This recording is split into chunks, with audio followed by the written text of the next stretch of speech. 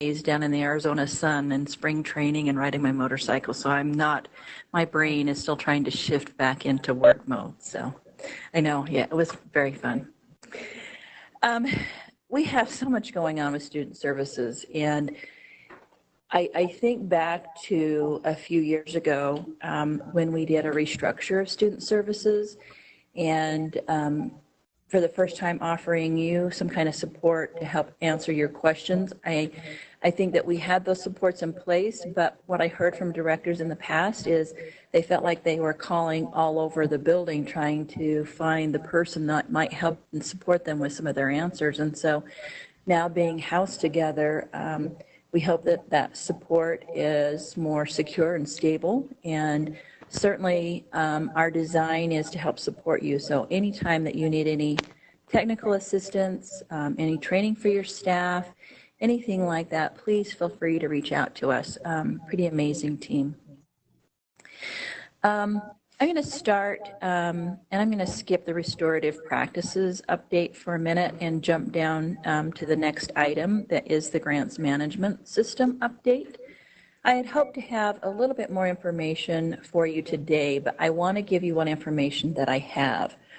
As you know, anytime that something new is formulated and put together, usually it takes a little bit more time than we anticipate.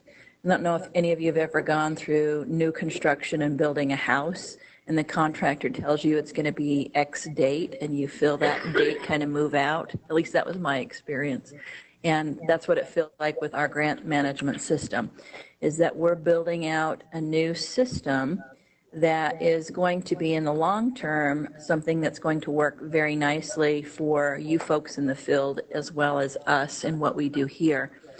And we had hoped to have our new grants in there. So the FY19 grants that you apply for in the grants management system for your application, unfortunately they will not. So our team has put together the same paper trail kind of piece for the grant application.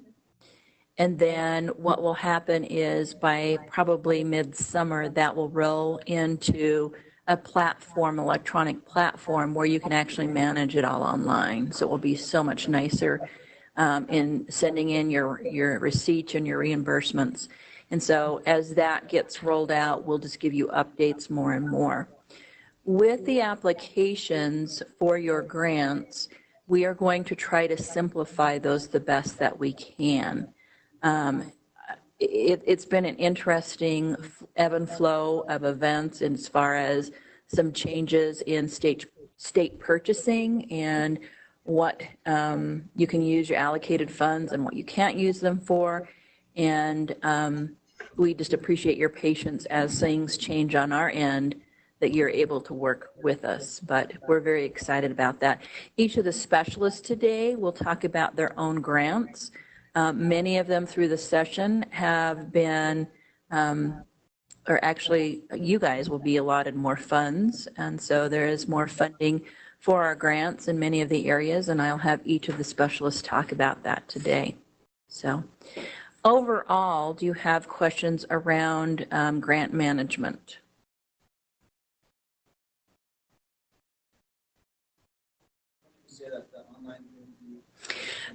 It should be by midsummer, and so what will happen is you'll do the paper application much like you've done in the past, and then our specialists will work with the new system to get them all uploaded, and then I'm told that you'll be notified by email the new system, and you'll have like a login, and it will just act like an electronic account, like a bank account, so to speak. Yeah, it will be very, very nice.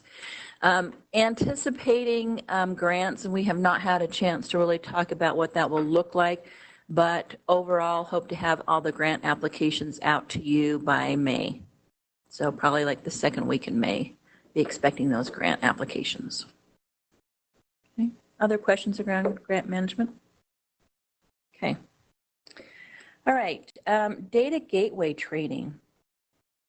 So Aaron Bruff, many of you know him. He works with LEAs on SIS system, the state SIS system. How many of you are using Aspire? So a few of you guys are. So what they have asked, and when I say they, the leadership, meaning the state board and our superintendency, has asked for there to be more support around the data gateway. What we're finding is some folks that are really passionate about data are getting in there and realizing what the data gateway can really provide for them, and others are not. And so they're putting together some new pieces and a demo around the data gateway. And this was really came about by the discussion that we've been having for several years around discipline data, incident data. And what we had found is when we'd have conversations is many of you would say, yeah, I uploaded that data into the gateway. And when we would look for it on our end, we wouldn't see anything. It wouldn't be there. And what we found is, depending on your system, there was one more click that needed to come about to do a total upload for that data. And so through this, Aaron Bruth's team has been really working on trying to simplify that and to make sure that we are capturing better data, because it's been a challenge. Many of you know that. So they did a demo just last week with their IT folks. They found that there are a few bugs in there, and so that's why I did not have him come today. So by the next time that we meet in May, we should have a demo for you guys to look at in the data gateway. Any questions around that piece? Okay. All right, well, this might be going pretty fast then. Y'all are quiet today. The next item is early warning system. And Mommy, I think you're the one that sat in on the RFP, is that right? Yeah. Is that the one that with both of you did?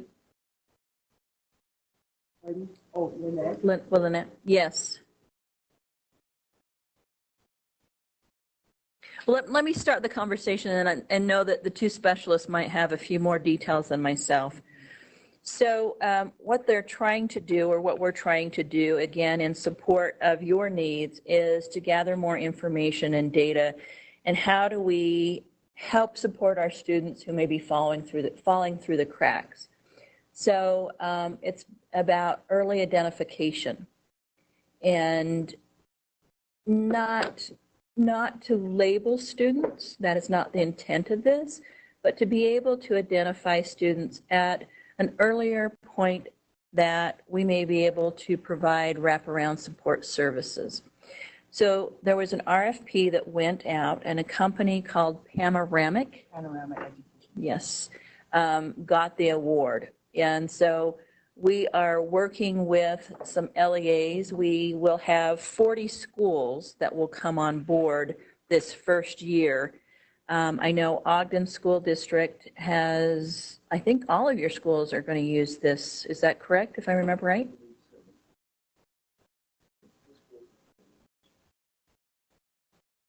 Yeah, so it will slowly trickle through. I also am aware of Jordan, Box Elder, Weber, and Tooele that will have some schools come on board. I think maybe as a pilot run of what that will look like, as that will interface and make that technical connection between the Aspire system and hopefully looking at what other student information systems that you have in your LEAs that will be programmed to talk to each other. Okay. You were lost where I was going? Well, yeah, at first I was thinking early warning systems for school safety. But speaking to this, yes, I was a part of it. And what we saw and we learned is that it is information that teachers can access, and it's graphs and you know, right now with Aspire, to look at data with a class as a whole, you have to download it and put it in an Excel sheet, and then you have to disaggregate the data. Well, this is visibly consumable to the end user, meaning to the teacher. And then say a counselor can group by alphabet, and then a school, then a district, and then at the state level. And so it's separated into 3 different categories. One is academic, and the next one is attendance and behavioral. And the other component is social. So we had questions about the social emotional pieces, and there is an assessment that a survey that students take, and that kind of sets the baseline for them.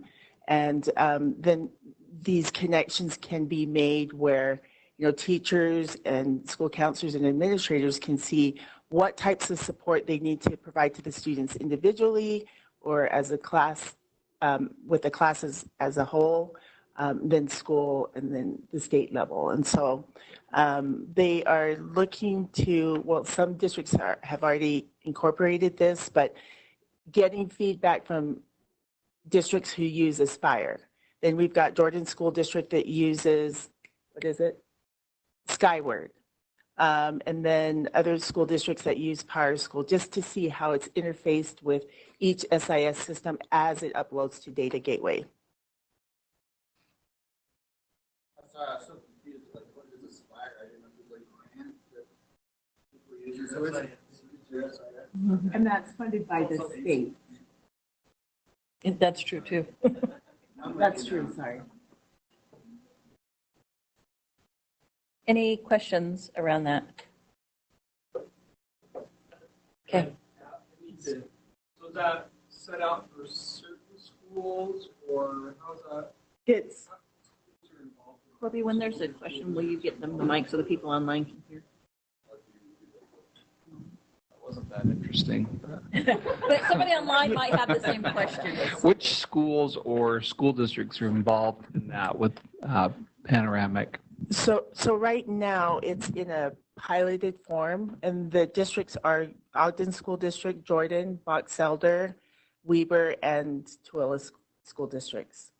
And then with them, they can give us feedback, and Panorama Education can tweak it to fit Utah's needs.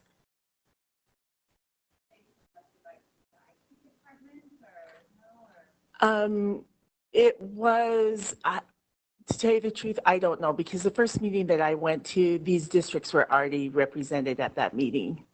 So I don't know how they were contacted. Well, I think they've already been, some of those districts have already been using that for surveys. Ogden School District was one, but a district like Jordan School District, they hadn't used it before. Is this something that's going to be rolled out to all of the districts in an RFP, or? That is the intent, to see how it works with our different SISs. And the intent is to look at implementing this statewide. Is this similar to what Midas has pushed out, their data piece on that, their dashboard? No. No.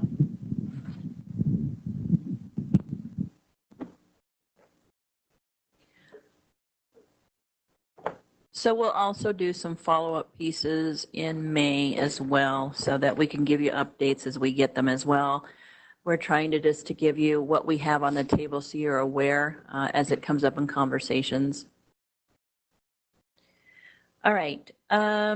Next item is a report on Safe UT, and I actually couched that with a new piece that's coming out for a launch for April. But before I jump into that, I want some feedback on Safe UT. We do have a users group, an admin users group that meets once a month and provides feedback to uni. But I also want to have this environment and be able to talk very openly so that I can take back any comments or supports or how things are working with Safe UT. So anyone want to chime in on how Safe UT is being used? How's it going? What is needed?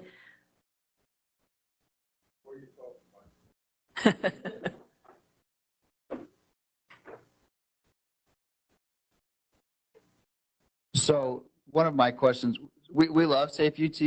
We've used it a ton this year. When uni types in on the Safe UT, it says admin. And when the school responds, it says like a school something. But there's been a lot of confusion from parents because they think admin is the principal, and then they're really upset that the school's not getting back to them, on certain things. So if they could maybe just switch that to the Safe UT team, and then the school could be whatever. That's great feedback, and that actually came up in the last user group meeting, so I'm hoping that the programmers are working on that as we speak. It That's should a be good pretty easy, reminder. right? Just Yeah. delete it and new name. I would think, but I'm not. I don't know, I'm not the coding. programmer, so.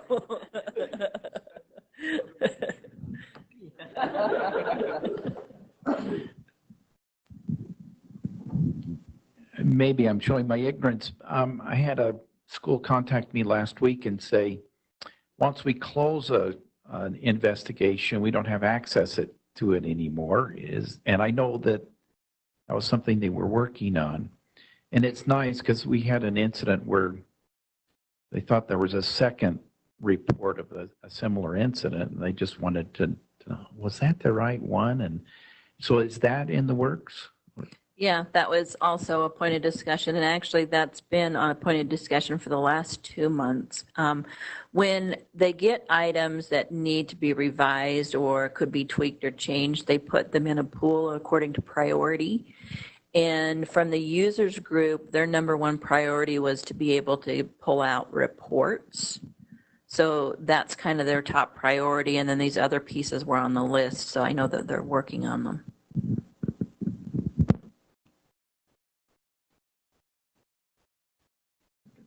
So we've liked it. They've improved it quite a bit. We're still waiting for our elementaries to come on. I don't know how long.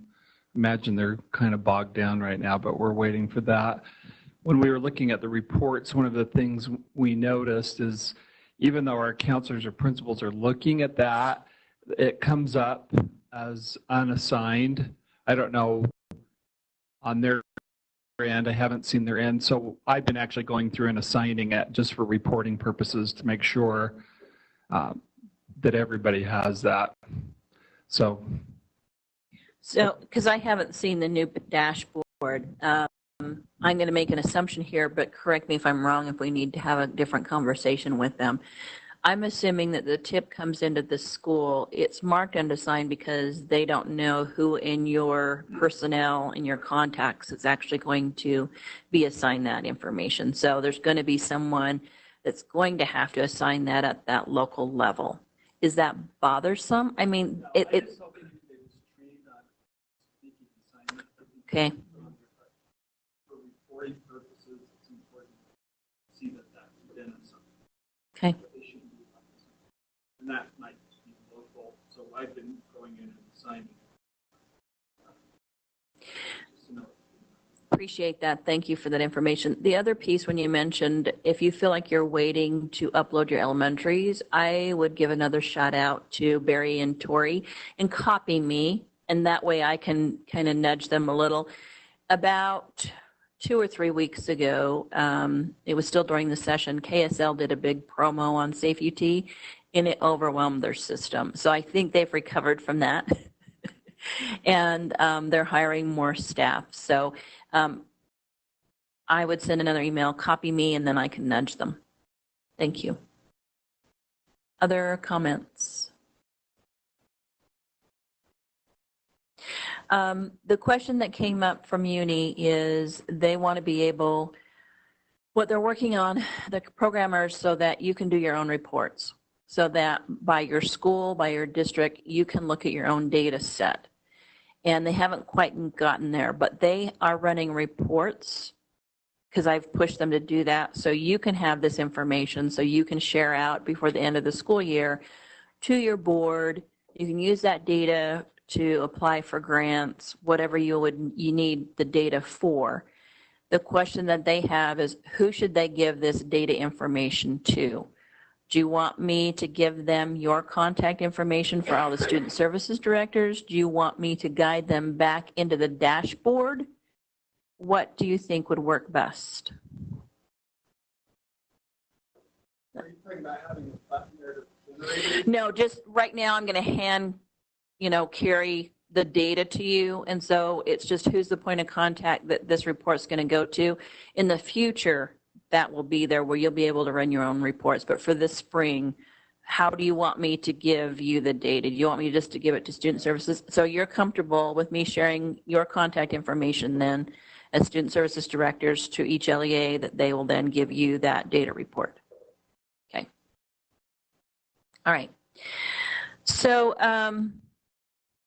when Angie does her report, she'll talk a little bit about a piece that Senator Hatch put into legislation, and that's tied to the second part of this Safe UT piece, that they are now putting in the tip area, and I think right now it's misplaced. They're trying to tweak it so it doesn't fall in under K for kindness, because then it goes knives, kindness, or it's just kind of a weird placement. So they're trying to get it into the tips in the location where it will stand out, but it's around acts of kindness. So with the shootings in Florida, there was a gal there that was one of the victims. And I apologize, I can't think of her name off the top of my head, but her father has been a champion for change and a champion for kindness, as he lost his daughter as one of the 17. And he has been working with legislators across the U.S., and they're starting kind of this wave in each state. And with Senator Hatch and his legislation, Senator Thatcher here in our state, working with getting the Safe UT and the Crisis app nationwide. They want to use April as the rollout for acts of kindness. And they have not given me all the particulars, so within the next week, I'm going to be scrambling to try to get you some more information. But I want you to, I'm planting this seed so that you can think in advance how you might be able to push this out to your schools. If you've got an event coming up, get your schools on board. They want to try to do a whole promo around acts of kindness. And they're currently working with the Jazz Bear to do these little clips to send to you to use at your school that will talk about these acts of kindness. Some of your schools, I know Jordan in particular, will use the Acts of Kindness app that's from the Anti-Bullying Coalition. So I'm hoping that, and we've worked with them, Pam Hayes, who sits on their council, has kind of given her okay and approval. It's like we're taking their app and embedding it into Safe UT, so to speak. And so kids will be able to do acts of kindness that's happening in their school. If they choose, this is optional, if they choose to identify themselves, they will be then put in a drawing for types of prizes, much like the Anti-Bullying Coalition does. So how many of you are familiar with that particular app and the Anti-Bullying Coalition, what they're using for acts of kindness? Anyone? Oh, okay. Well, so then no worries. This will be all new, right? So they're moving very fast to get information to me so that I can push that to you, but I wanted to make you aware that this information is coming, to think about how you can get that information out to your schools and do this big promotion around April and acts of kindness. I know that Senator Thatcher works quite a bit with the AG's office as well as Lieutenant Governor. So I wouldn't be surprised if you also hear some information come out of their office or that they become part of the promos for this, just as an FYI. And I'm going to ask you if you have any questions, and I'm hoping you don't because I don't have all the answers on that one. Okay, stay tuned.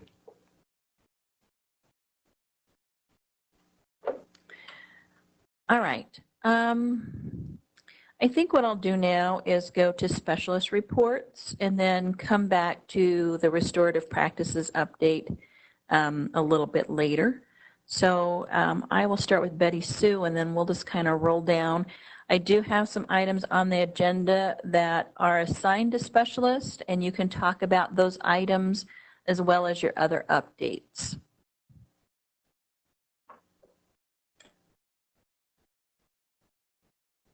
Okay, pardon me. we have the matching funds for school nurses that's coming up. It's kind of its own little grant, so it doesn't really fit into the rest of the grants that this program manages. But that will continue this year as it has in the past. The application will go out in April and will be due the end of April. This year, there was a new requirement added. The legislators added that we need to have a 2-hour training on the awareness of screening for and triaging to appropriate treatment for mental health problems, trauma-informed care, signs of mental illness, alcohol and substance abuse, response to acute mental health crisis, and suicide prevention, including information about the 24-hour availability of the school safety and crisis line. So the school nurses have a conference this May down in St. George area, and those that attend that will have this 2-hour training. We have that set up already. This is going to be a training that will likely need to be renewed every 5 years. And anybody that, or any district, any LEA that receives these matching funds for school nurses will have to ensure that all their school nurses have received the training that is now required. So I'm updating the application to include that. Yes. So we hire what we call insulin, hourly, part-time. Is that going to be the same? Are you talking about like our full-time or like? We need to work those details out. I'm not sure yet. Let me write that down. The legislation says all school nurses, so I guess we'll have to determine if those are classified as school nurses or probably Section 504 nurses, maybe. We might need to classify them as. So again, that'll be open in May. The other requirement to receive this funding is that you do the annual report that I request from your nurses. So that, and then we added last year a November report just so that we know that it was kind of an accountability report that says you're doing what you said you would do to get these matching funds. Yes?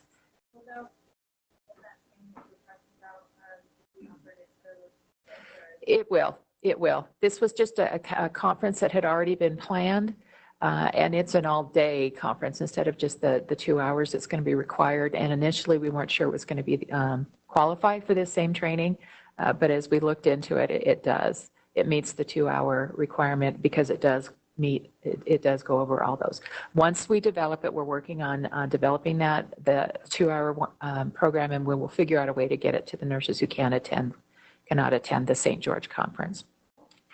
Part of my duties, I spend most of my time over at the Department of Health, and they have just, in conjunction with the board, applied for a CDC grant.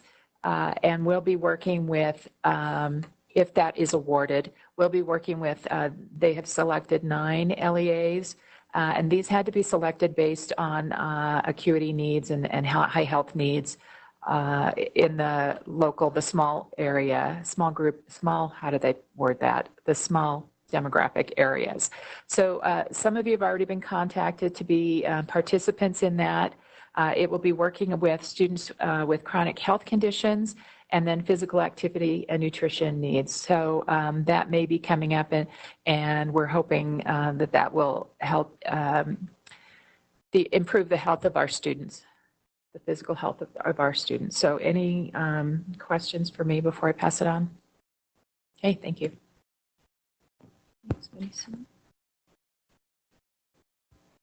So I guess this is a good segue into Section 504. This last year, you probably knew that your Section 504 coordinators, they were gathering data on the number of students in your LEA receiving accommodations as well as the expenditures allocated to each of the students. And it was a huge task. And so first of all, I just want to thank you and thank your 504 coordinators in doing this, because what we needed to do was to provide this information to legislature to hopefully receive an allocation of funding for LEAs whose expenditures exceeded the 150% WPU. in support of individual students. And this go around, there was no allocation that was given to Section 504. So all of this energy, we're going, okay, where's this going to land? But for this legislative session, there was no allocation funding for 504. We do currently have a rule, and it was created last year to require LEAs to submit this funding report annually on June 30th. Because there was no allocation, there's not going to be that requirement for this year. However, your SISs are being built right now to mark your students who are 504 students, and then also to designate a category, a disability category within your system. And so far, the numbers that have come to us, the total numbers that we see are about 7,500 students statewide. And so I take that back, 7,900 students. And so the accuracy of our data is getting a little bit better because the Office for Civil Rights wants that report as well.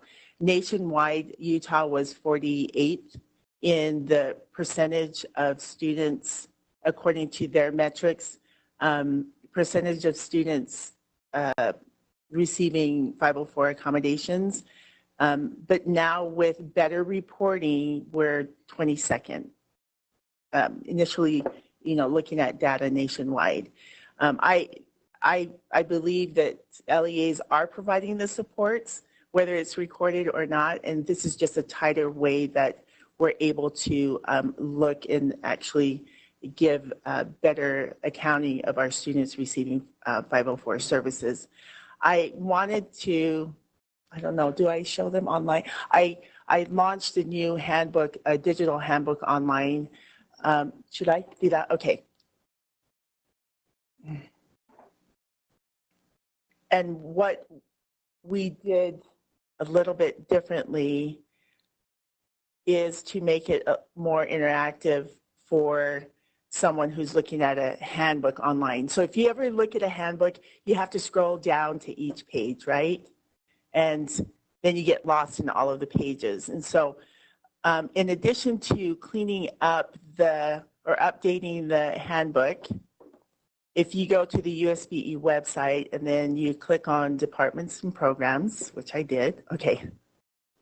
Then you click on school counseling, equity and prevention, and then you click on educational equity, section 504, you will see the USBE section 504 guidelines for administrators and educators. Now this may look familiar to you because it kind of does at the beginning, but then we have some acronyms here, and when you go to the table of contents, you can actually go, okay, well, what are some effective accommodations and services that we can provide to students?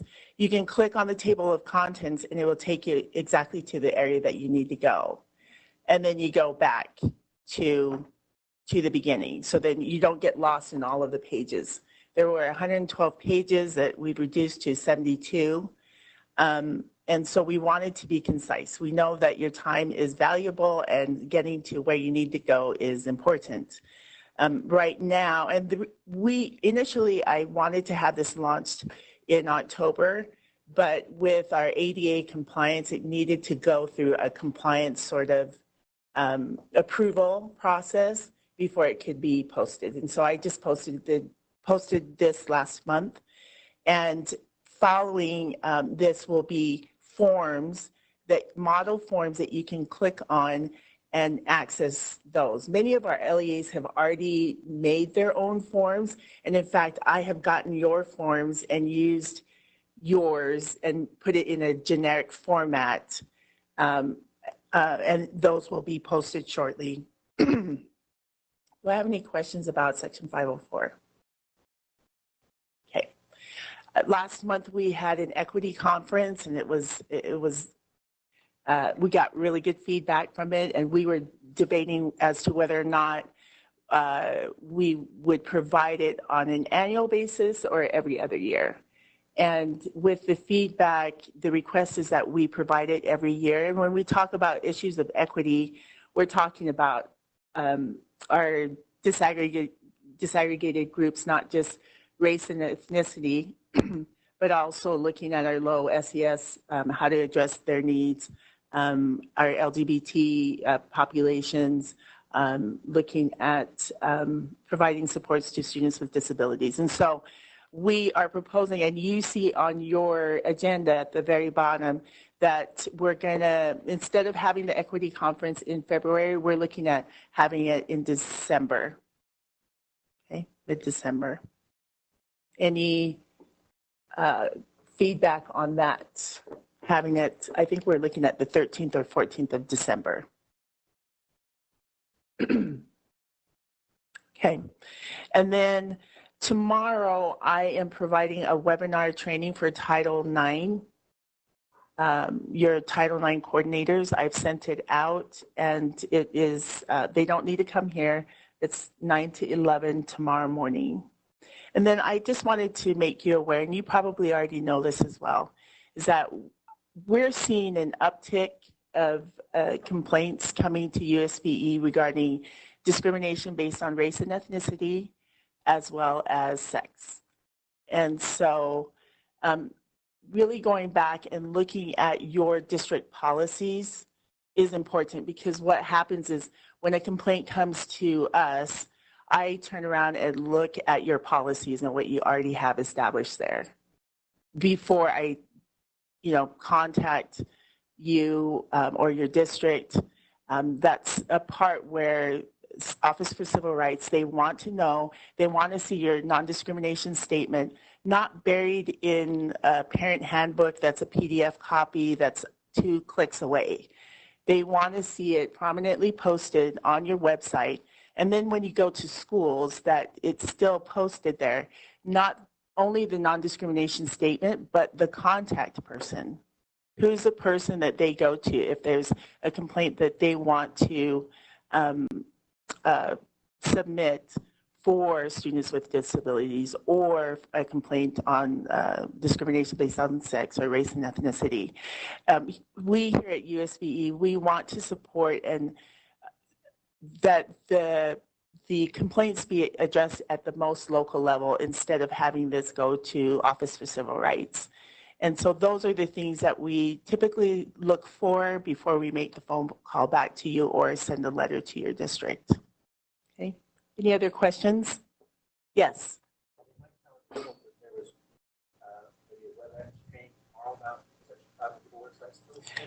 The training for Title IX is tomorrow, but the Section 504 legislative updates, it's scheduled for this Friday.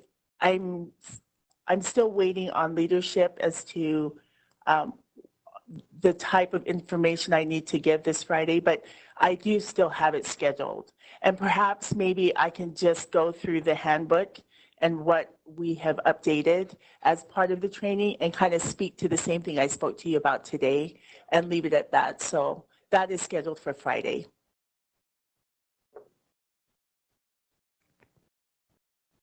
Well, hello, everybody. Kathy Davis, Suicide Prevention. A lot was accomplished in terms of suicide prevention in the last legislative session. And this is something that's really been in the forefront of all of our minds with the recent acts of violence, not only in Florida, but across the nation. So one thing I want to just put a plug for is May is Mental Health Awareness Month, and I've sent out quite a bit of things on the listserv. We'll continue to do that, give you more ideas to promote mental health awareness, mental health promotion.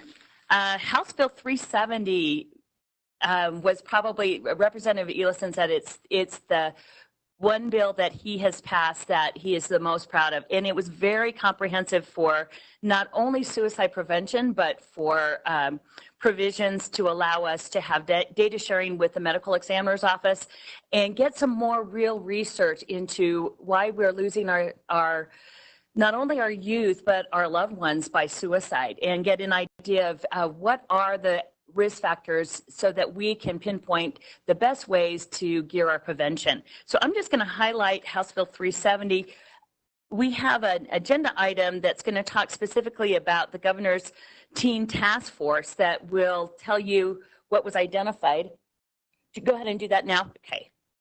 So I'm going to just, if you'll start this and have her pass this out. So the governor's task force, and they are actually meeting right now in Denver, all the governors throughout the Rocky Mountain West, because it's not only Utah that is experiencing this high rate of suicide amongst our youth and amongst our general population, but other states in the Intermountain West. And so the governor's task force got key stakeholders, key leaders. It was led by Lieutenant Governor Spencer Cox and Representative Eliason. And just to look at specifically teen suicide, what are the risk factors here, and what can we do to best intervene, identify the risk factors, promote more protective factors for them. So I'll just go through this really quickly. So, and there's actually two sides to it. So what they did is they intervened and they wanted to be able to solve this problem in about, what, 2 to 3 weeks, Lil? Is that what they initially said? And then they realized it really definitely has to be an ongoing effort. So they identified that if they're going to do anything, the first thing they needed to do is improve crisis response. Safe UT mobile app, mobile crisis outreach teams. Some of you have activated the MCOT team here in Salt Lake County, and it's a really great supplement to your crisis response, is being able to activate the mobile crisis team if you have a student in high distress. Zero suicide framework, it's been adopted by Primary Children's, and we are going to have a zero suicide conference in July. The second thing was to reduce the risk factors, enhance protective factors. And to do this, we do this a number of ways. We do it through public safety messaging, like the Is Your Safety On? The health curriculum is currently being revised. So I'm on that committee to revise the health standards. And so what we will be doing, there's already standards that require suicide prevention in the health curriculum. We're going to expand that and update the curriculum. It hasn't been updated for about 10 years. And it's also going to be expanded into the elementary grades as well. Gatekeeper training, and we'll tell you with House Bill 370 how this is going to, we're going to have more funding for that. Hope squads and peer-to-peer programs were addressed and looked at, and one thing they did talk about is making sure that those programs are done with fidelity. It's an emerging best practice, and you need to make sure that all the elements are in place with that. And then public awareness messaging. One thing that I wanted to just point out, because we are in the midst of retooling the SHARP survey for the next survey session, which will be in 2019, it was that one of the recommendations that came out was, and this is quoting from the governor's task force, the task force recommends collecting data from high school students on sexual orientation and gender identity. This is so that we get an idea of our LGBT population and how to better serve them. So the summary and conclusion is what really promoted and motivated House Bill 370. So House Bill 370 passed, and it's one of the most comprehensive bills that we have ever had for suicide prevention. I'm going to just point out a few things that, do you want to help me? Yeah, get me set up, and I'll show you some of the things because, wow, there was a lot to this. In order to do really comprehensive suicide prevention, what is it that we need more than anything else? Funding, right? And what are some of the things that you're noticing that we need more of? And one of those that we've identified is training. In early April, we're going to be doing a comprehensive survey that is going to get an idea and return information back to us and give us the data as to, first of all, what are the suicide prevention programs that are currently in place in the schools? I also want to survey and see how your training is going. And one of the third things I wanted to do is if you have a suicide at your school, get an idea of how that's going. Is there additional supports that need to be put in place for that? So let me just go through this really quickly. So like I said, there's provisions regarding regarding the medical examiner records for research so that we can get an idea of what's going on with our population. It also expands the scope of, it's actually, so let me go ahead and show you right here. I think I should have it. I think it's up. I had them all up at one point. Those are my kids. Yeah, so there's like, okay. All right, there we go. We'll just show it to you. So this all really started, I would say, this has been a comprehensive effort over many, many years. But what the CDC did is they came out earlier this year and they looked at all of our data very extensively. So they compiled the data from 2011 to 2015. And some of you are probably familiar that there was a 146% increase in the youth rate of suicide in Utah over that time period. And just so you get an idea of what that is like with the rest of the nation, we experienced almost a 150% increase, and the rest of the nation experienced about a 23% increase in the rate. So we're seeing that in terms of demographics, there's the non-Hispanics, white is the predominant demographic of youth suicide, particularly our males. But the thing that was really interesting is we were able to find out that the known precipitating circumstances, and I'll just highlight a few of these, that of the 150 suicides that they studied, 35.2% had a mental health diagnosis. They disclosed intent to die by suicide. One thing that's interesting is family relationships was a risk factor, and they'd experienced a crisis within 2 weeks, in particular to not only family relationship problems, but dating partner problems too. Okay, so I'll just go through this really quickly. So what we came across as we've been doing all this work is our ultimate goal is to promote mental health and suicide prevention through a comprehensive approach, because it's going to take all of us working on this. Okay, so this is the final slide that just says short-term gains are important and prevention is long game. We encourage this committee, and this was our recommendations to the committee, to include recommendations that are short-term wins, midterm goals, but long-term commitments across the intervention spectrum. So 370 is a long-term commitment. So what this means for us in terms of funding, we have ongoing funding of $275,000 to expand our school suicide prevention programs. And so if you look at the language of 370, that is going to include an expansion of suicide prevention. And I'm trying to find the language really quick. Okay, it's right here. Okay, so if I can kind of expand this a little bit. So, it also includes underage drinking of alcohol, methods of strengthening the family, and methods of strengthening a youth relationship in the school and community. So what we'll be doing as we send out the grant applications for the next grant cycle is we'll be expanding the training programs that we're going to have available. And so instead of $500 per secondary school, that's been expanded to $1,000. So I think that'll really help, because what I found is you have a school that's a 5A school that has $500 to implement suicide prevention, and they have well over 2,500 students. That's not enough money to do that. And then Lillian will probably be talking about the $500,000 that was allocated for grants for Safe UT in higher ed, and that's another aspect of it. Yeah, questions?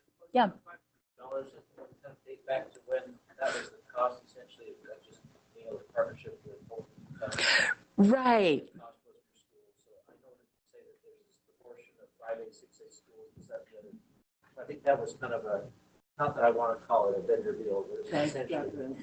There you go. It was essentially that was put in line so that you could put yourself in, partnered up with Hope for Utah as being your program that supports you at the time. So you're saying that there's Right. a different direction, maybe an increase in that funding, maybe not necessarily that it's tied so much to an encouragement to look to Hope for Utah, but other types of programs. That Right, support. absolutely. Well, what we're looking is to have a more comprehensive approach because I think we've had suicide prevention funding in place for a while, but we realize that we need to fine tune and maybe get more money out there for training for teachers, for instance, more gatekeeper training. And so there's funding sources around all of that as well. Yep. Oh, sorry. It does that. Okay, sorry about that. So Doug, kind of to answer your question, what we found in our superintendent, Sid Dixon, was our representative on the governor's suicide prevention task force. And I felt very fortunate. I got to sit in Sid's place one day, and it was a very interesting conversation as they were looking at the data sets.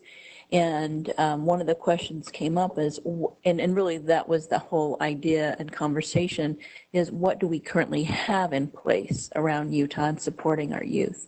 And obviously Hope for Utah was one of those pieces. And looking at the grant applications, there were only 40% of the schools actually using them as part of the prevention grants for suicide prevention. And we know that there are other tools, other curriculum, other pieces, and really it's your choice. We know that each of your LEAs, each of your schools have a different lens, what's going to work for your demographics. And there are a wide variety of components, but as Kathy says, a more comprehensive. And so to do so, more money, so that if you wanted to do the Hope Squad, you could do that, but you could also do some other pieces because I don't know that there is one program that's a one-size-fits-all for a whole comprehensive piece. And so that's what they're looking at. The bill does say up to 1,000, and I haven't done the numbers. I actually did the fiscal note for this bill, and it came short of about 100,000. So I haven't gone through to calculate where there's a missing piece. So where it says up to 1,000, I hope that it's going to be at least 1,000. And some of that depends on what your application is and how many apply. What we found last year in the grant process is that we didn't have as many secondary schools apply for suicide prevention as we did elementary. And yet we only had 45,000 for elementary. So it was really kind of interesting. So it's going to fluctuate depending on, you know, what you submit, how many submit, and looking at our total numbers. So a rough estimate is that we're looking at about a little over 400,000 total for suicide prevention grants. So I don't know if that helps in any ways. And then, Kathy, you said, what was I going to talk about? Sorry, my trauma brain went somewhere. You're fine. The 500,000 for safety higher ed. Yeah. And there were multiple parts to this bill, and Angie will talk a little bit more about them too. But they want to expand Safe UT to higher ed. And so in there's 500,000 for higher ed. And that is not a lot of money, but what the intent is that they would be matching grants. So if Utah State was going to put up 50,000, the matching grant that would come through this would be an additional 50,000 to give them a total of 100,000 to launch Safe UT on their campus. That also came out of a recommendation of a task force for higher ed. USHE had a task force on not school-based mental health. I got to get in their brain. I'm trying to remember exactly the term that they used, but it was around mental health and higher ed. It came off of a House resolution off of last year's legislative session. So as you can tell, there's a lot of moving parts and people really seeing the need for student supports, not only at public school level, but at higher ed as well.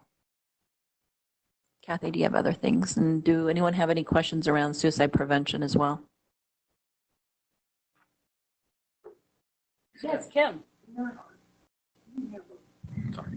Do you have a list of evidence-based programs that we might want to look at? I've had several schools contact me and say, we want to try something different. Or we want Yes. to add to what we're presently doing. Where could they So find I that? have a list that we're constantly updating of evidence-based programs, and that is usually submitted as like an appendix when I send out the grant applications.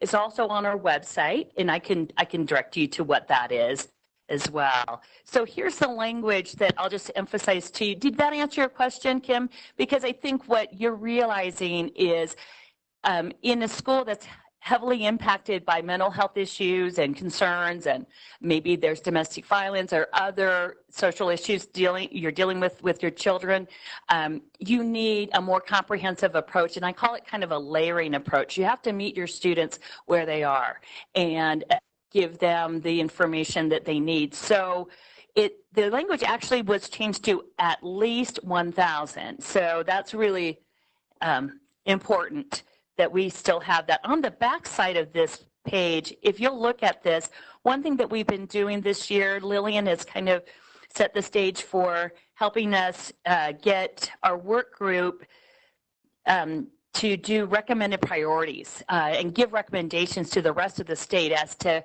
what a suicide prevention program looks like, or just what do you really have the ability to change and implement. And so we came up with 12 main recommendations, but we're giving a formal assessment of resources, of top 4 priorities, one being trauma-sensitive school training that will benefit all of your students, generate a systemic framework for all stakeholders with consistent language about suicide and how to address it, develop a K through 12 approach. And one thing that did come out of this legislative session was House Bill 264, and I'll let these folks talk about that. And train faculty on supporting students in crisis. This is one thing that I've done a lot of my work and training around is crisis response planning, and that's something that I think we can do more of in the state. Now, any other questions? I know I took kind of a lot of time, but there was a lot to this.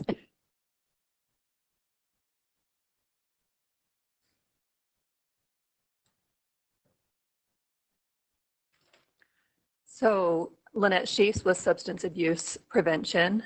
I just want to give you an update. Last time we spoke about House Bill 442, and that was the alcohol prevention program. I told you that we had sent out an RFI and an RFP, and that only one vendor had qualified.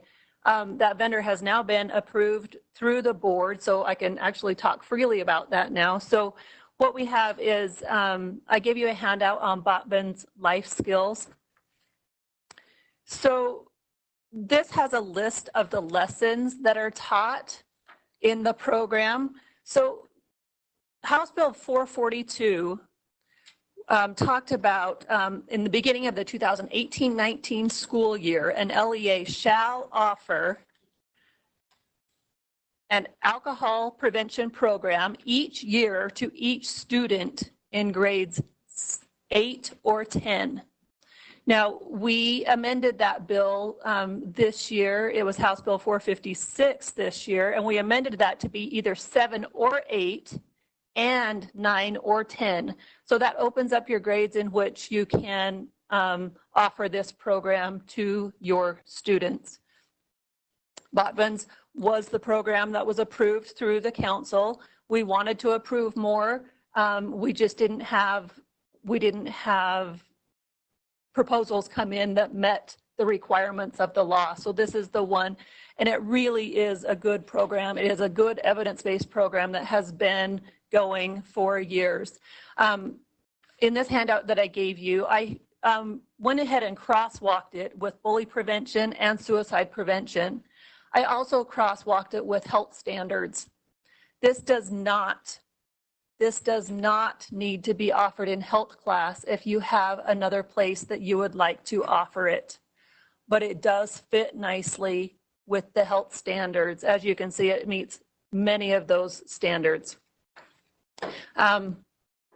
So on May 8th, that is your next Student Services Directors meeting. Craig Zettel, he is the guy that will be helping us train and implement this. He will be coming to present on BOTFINS to give you guys more of an idea. You can go online and you can look it up and you can look at the lessons here, but he will be coming to present to you, and we will be inviting you, the secondary curriculum directors, to hear about this program. This program does require teacher training, so you need to start thinking how you're going to implement this in your schools. Is it going to be in your health classes? Because it is your health teachers that will need to do the day-long training. We will be providing the training, we will be providing the materials, we will be providing the curriculum. There is no cost to the LEAs for this. But start thinking about who you want trained. Those trainings are going to start at the end of May. We chose the end of May because we know that teachers want to be able to look at this and plan throughout the summer. I realize not everybody's going to be able to be there at the end of May, first part of June, so there will be more trainings the first part of August. But just be thinking of that. Hopefully we can have some dates when Craig comes in May. I'll be meeting with him. Does anybody have any questions on that right now?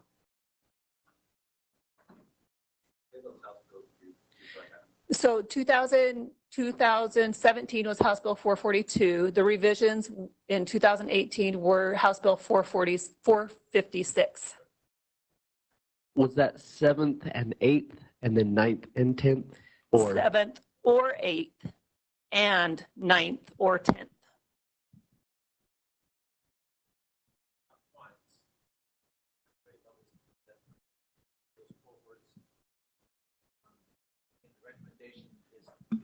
The health class or just anywhere? It really, that's just an idea, but it could be taught anywhere in the curriculum. It can be taught anywhere in the curriculum it fits. So like on one side you have the middle school, which would be the 7th or 8th. On the other side would be the high school, which would be the 9th or 10th. So in the middle school, there's 15 to 18 lessons. In the high school, there are, I believe, 10.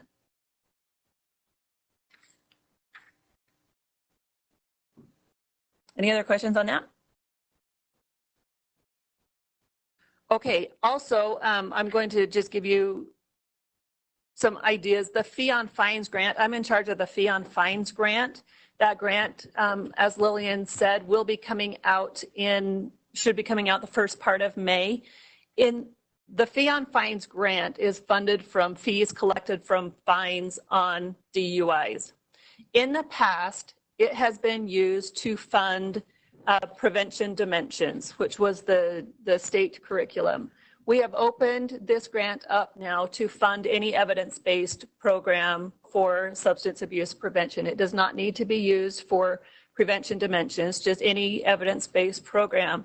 So when you start thinking early substance abuse prevention, think those are your social skills, right? Those are your social emotional skills. Perhaps this grant could fund curriculum for your social emotional learning. Perhaps it could fund mindfulness curriculum. Just start thinking outside the box and how you can start early in helping these kids develop skills that will help them so they don't need substances to cope. So that grant will be coming out in May. Questions? Don't be offended by this. But the Fee on Fines are from every community in the state, and yet, we've kind of institutionalized that in the past years with Prevention Dimensions or some other programs. So I'm just curious if it's going to change or not, because there were several, like our whole region didn't receive anything, and yet I know our region does pay Fee on Fines. I think all of the community should benefit from that grant, but if the grant's going to stay the same, then we should know it, because it does take time to fill it out, and maybe like I don't want to fill it out if it's going to remain the same. When you say remain the same, as it was last year, the same criteria, the same how it was administered last year. I'm going to let Lynette answer that question, but I want to address kind of a comment that you made about the funds. The funds that we get for any of the grants are so limited. It's even like for school counseling, what you get. If we were to divide that out, it's like $2 per person or something like that. In some cases, like for fee on fines, we never know how much it's going to be. So to calculate that out, it might be 20 cents a student if we equalize that. So each year, the grants come out, kind of like the GAIN grants and all the other grants that we have, with the pocket of money that we were awarded last year to be able to calculate what we have. And so all we do is we look at the applications to see what we have means for. And I know that, there were lots of folks that did not receive grants, either through fee on fines or even GAIN grants or suicide prevention. There were a lot of folks that got no awards, and it was just based on the application. So I just wanted to put that out there. And then for the application and the criteria, I'm going to let Lynette answer that because that's really her role at this point.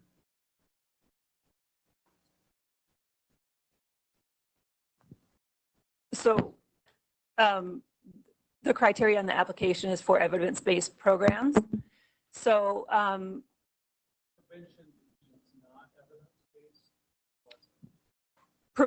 Prevention Dimensions, the thing with Prevention Dimensions is it is a free program. And a lot of the applications were written for school personnel to be administering that Prevention Dimensions. And I was looking at the evidence of what those school personnel were doing, and much of it was what their job description was anyway, and there wasn't evidence backing up that they were gathering the evidence and stuff like that. So some schools did receive funding for Prevention Dimensions when they were showing that they were doing additional duties and gathering the additional evidence.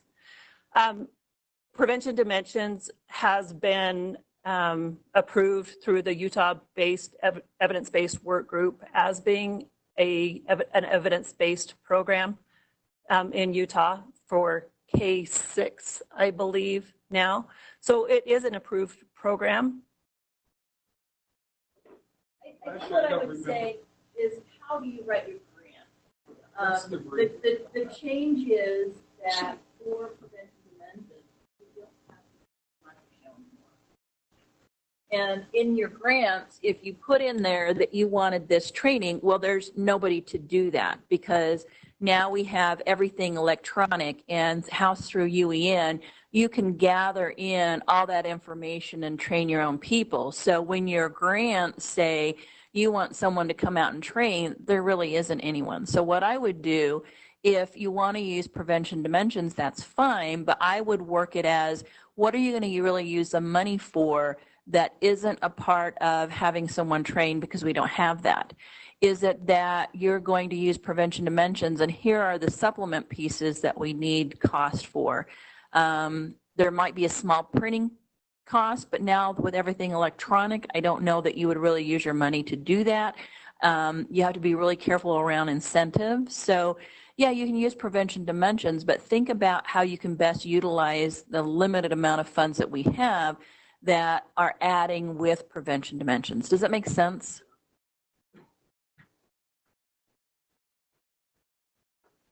And I want to correct Lynette. She said her, like she did this all by herself, but there's always a committee when we look at grants. So it's not the weight on one person's shoulders.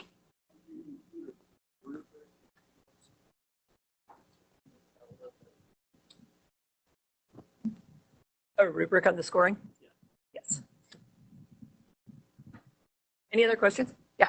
It's not really a question, but at the time that Mike Bird exited, they trained our particular person at our district to be the person that would oversee Prevention Dimensions. And so when we received our no grant back, it said because it should have been focused on drug and alcohol. So I'm a little confused at this point. I'm sorry, I would have to go back and look at that grant. It was a scoring committee decision. And I understand that completely. But, you know, we were focusing on prevention dimension. They said you focus on that every year and it needs to be funded through something to do with drug and alcohol. And you don't have any prevention in prevention dimensions to cite drug and alcohol. So.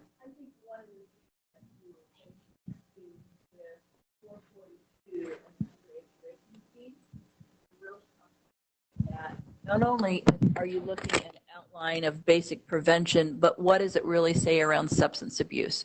So we know any kind of prevention is going to help towards supporting our students in gang involvement, doing better in school, attendance, I mean, overall general prevention. But what I would do in your grant is to write that, but then also how does it tie to substance abuse? Because with the new funding, that there's actually, well, it's actually paying for the award for the life skills piece, but we were in, I probably shouldn't say this, we were in jeopardy of actually losing $1.75 million around substance abuse. So we had to make sure that everything said, even if it said prevention, that there was language in there, a real strong tie to substance abuse. So just as you're doing your grants, make sure you're, yeah, we're doing this for prevention, but this is how it relates to substance abuse. Really be looking at that.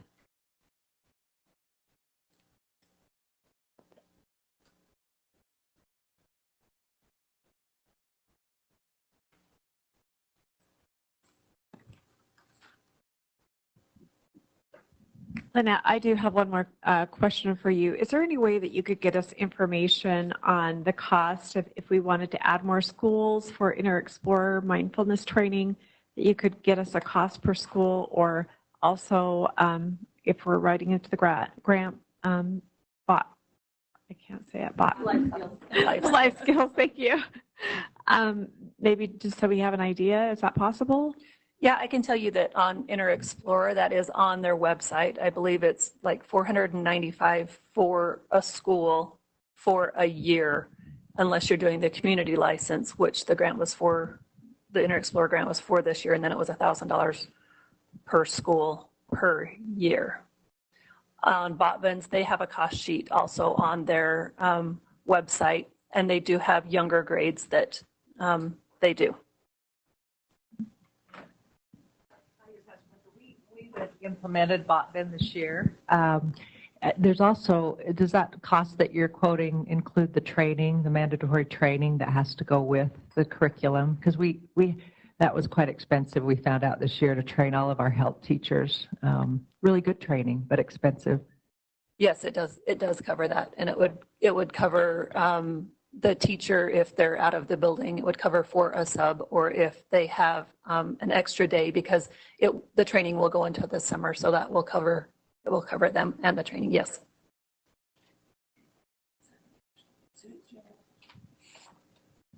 Have you heard anything about a program called Toolbox?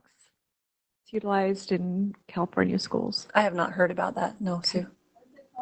Toolbox, and I can get you some more information on it.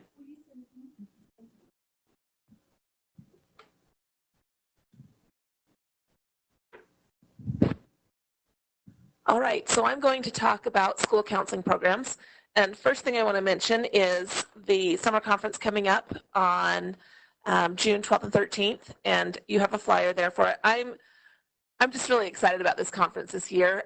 We are really focusing on providing social and emotional supports for our professionals. And so you'll see the 3 keynote speakers. Rodney Walker, he comes from Chicago. He was in 12 different foster homes, and he is a graduate of Yale, and he's going to share his story of going from those traumatic experiences and becoming successful. And so I'm excited about that one. Michelle Borba, she's tricky to nail down, because every time I've tried to call, her message is like, I'm in Indonesia, or I am in France, or I'm in some other country, and we have secured her to come talk to our school counselors, student supports, services for building empathy. And she's the author of Unselfie. It's her new book. She will do a book signing for us as well. But I'm really excited. You can find TED Talks and different videos if you want to listen to some of these prior to our conference. Then Amy Cunningham is going to talk about compassion fatigue, or that vicarious trauma that so many of our teachers, counselors, professionals experience.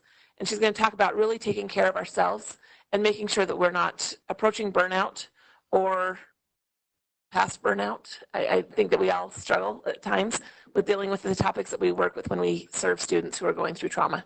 So those are our 3 keynote speakers. Then all of our breakouts, or a majority of our breakouts, are really focusing on all of the different topics that our students are struggling with. We have anything, some of you in the room are presenting, so thank you.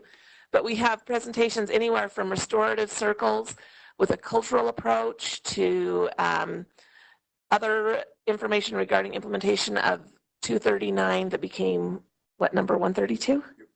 So we have that. We have topics on LGBTQ, on substance abuse, on suicide prevention, on working in groups. It's just a variety of topics. We're excited to have you guys join us. We will have a breakout scheduled for you guys as part of your meetings that you usually do, a student service meeting on one of those days, and so we will let you know when that will be scheduled.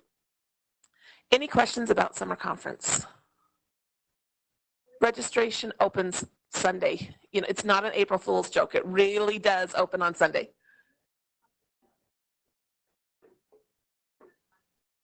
So the second day, you'll notice the schedule here on the handout.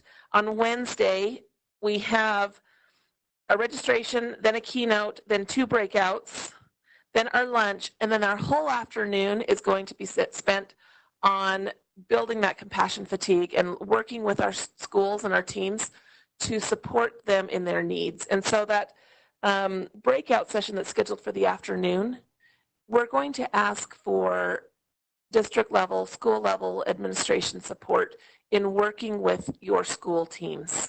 We're not exactly nailed down to what that is going to look like.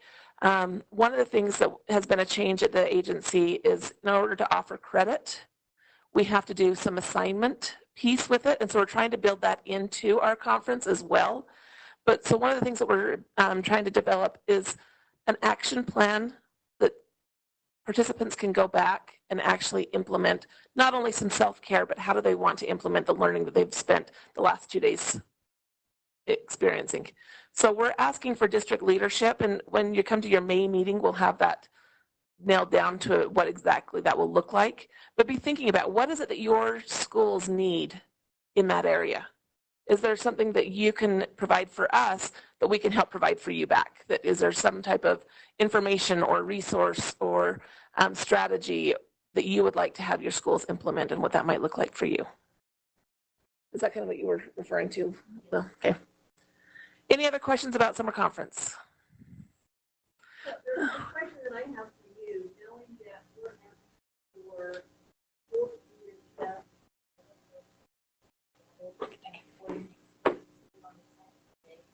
would you prefer your student services meeting to be on day 1 or day 2? Typically, it's on day 1. And the piece around day 1 is that there's a section that USHE is going to dominate some time. So ideally, that might be the time for student services directors meeting. But if you are limited in your time and can only attend 1 day, you might want to choose the second day, given the fact that we're asking you to buy into the second day. So I want your feedback.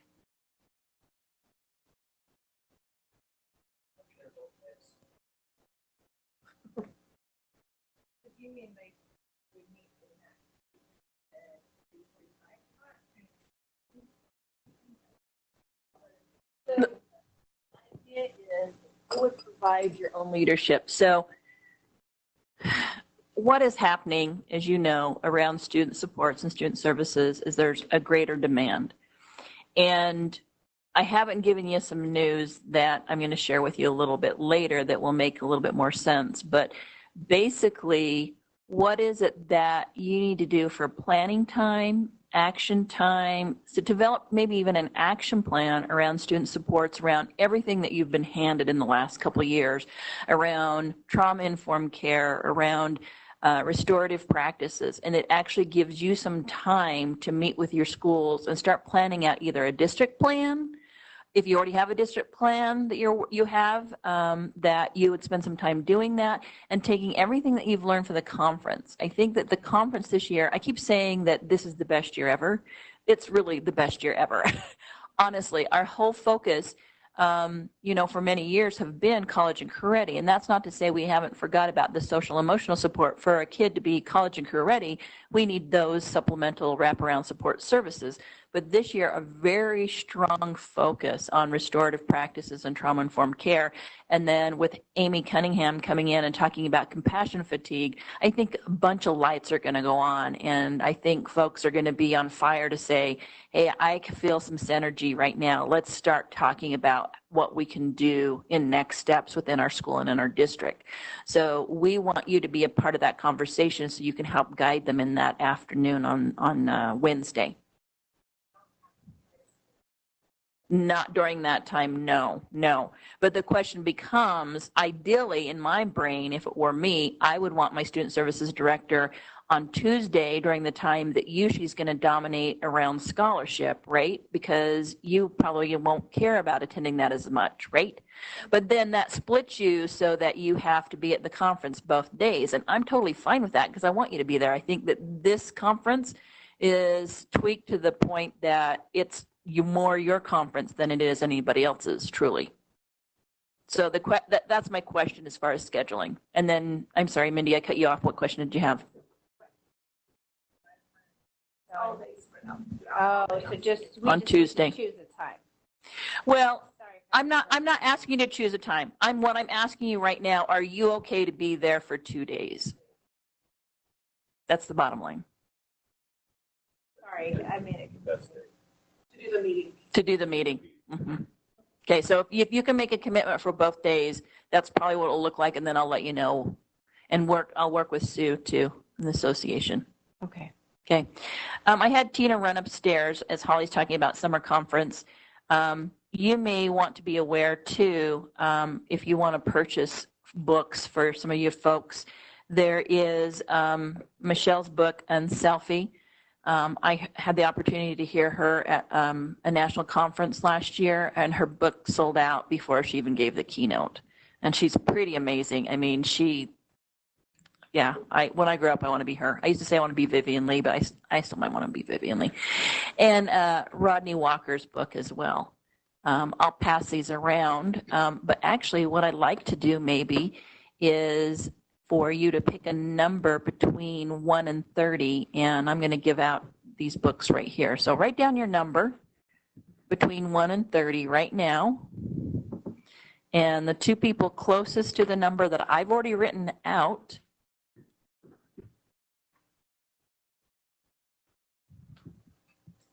and Mommy, I'm going to show you my number. In here somewhere. Right there. There's my number. Okay. So you're going to have to help me find who is the two people closest to that number. BJ, what's your number?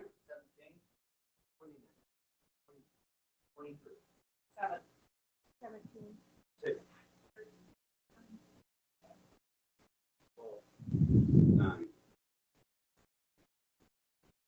Gina, what was yours again? 10. Okay. So I think my 10 and my 12 are the closest. Is that correct? That's correct. My number was 11.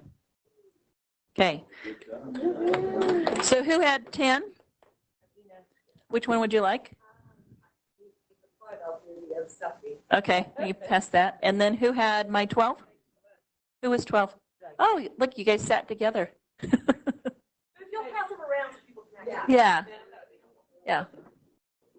Okay, I stole your time, Holly. Sorry.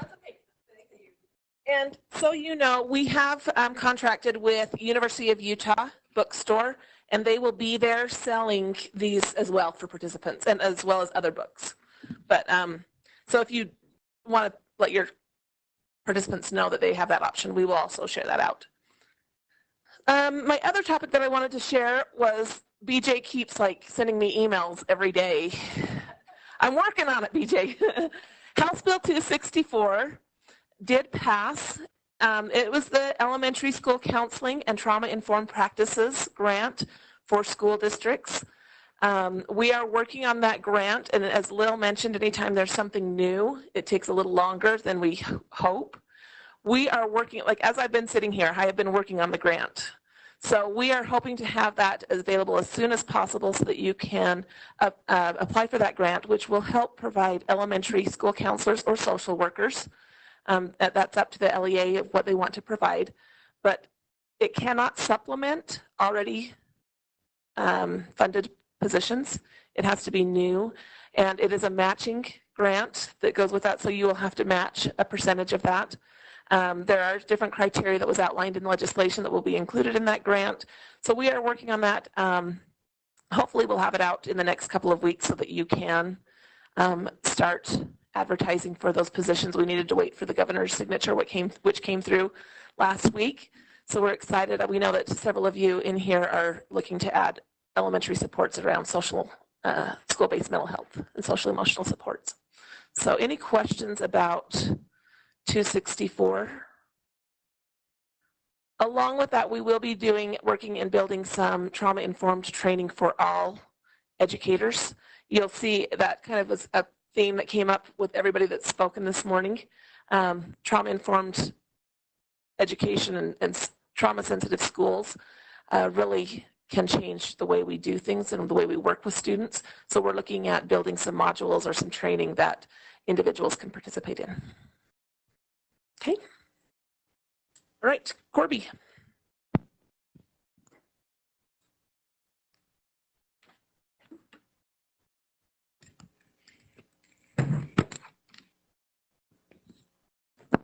So after listening during legislation session, I know Angie probably touched on this a little bit. HB 228, that's an amendment to the Child Sexual Abuse Prevention training. The amendment is that the education, the training will be done every other year. And again, that's for all school employee, both elementary and secondary. I know there's some type of confusion that some people thought it was just for elementary teachers, but it's also for secondary employees as well, so everyone.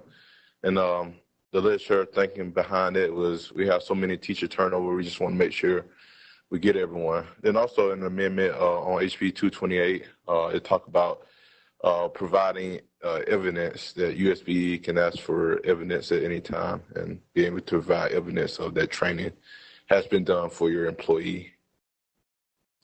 I'm trying to think anything else. I'm gonna talk a little bit about dropout prevention a little later.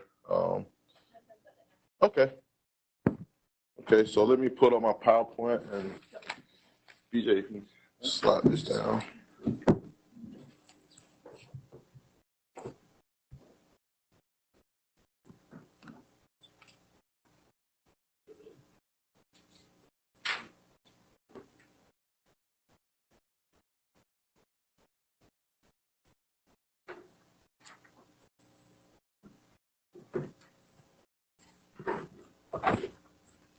So with dropout prevention recovery, had a long discussion last time about when the survey gonna come out.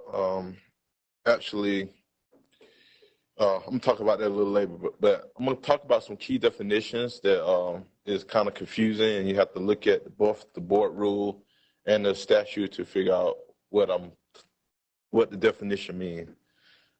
So in order to get a great grasp of what the dropout prevention law requires and the board rule requires, you have to have the board rule and the law next to each other. Like you literally have to translate, like they have to be side by side so you can translate so what it's saying. So I'm gonna give you the Reader Digest version of it real quick, and it's part of the slide index that I share with you. The first definition that can get confusing is the designated student.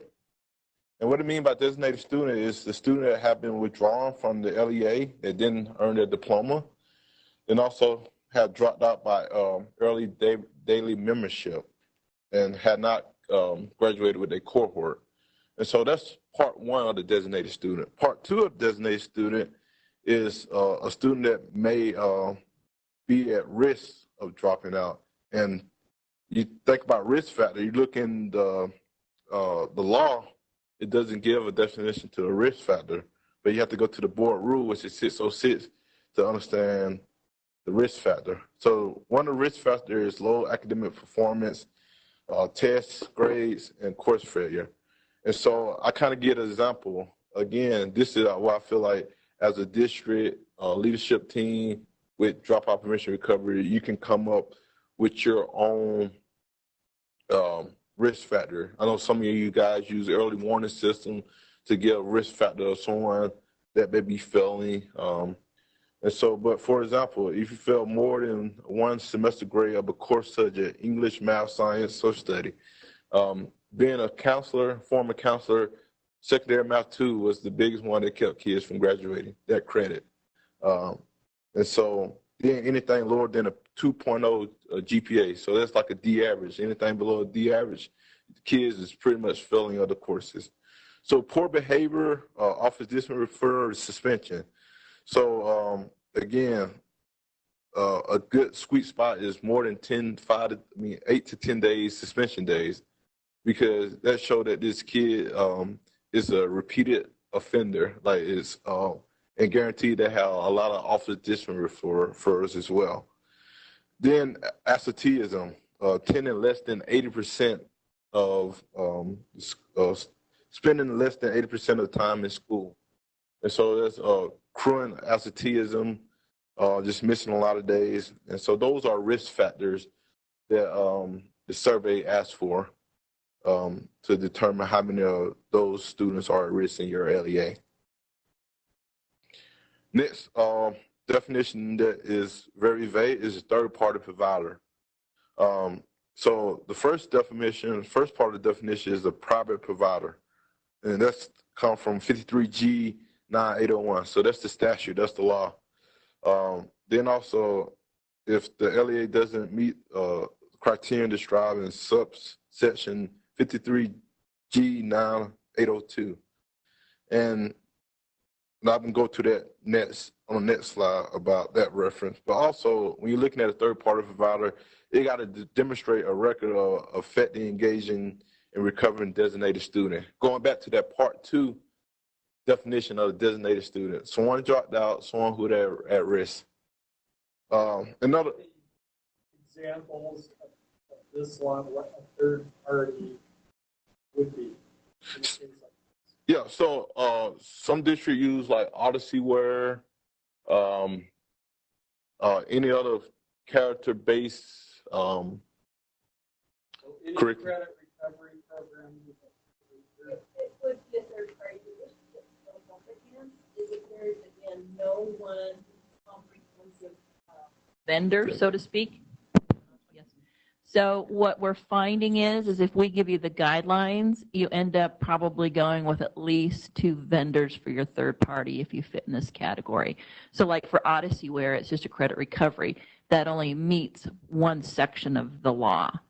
So again, if you find someone that's comprehensive, let us know. Then we can share with everyone.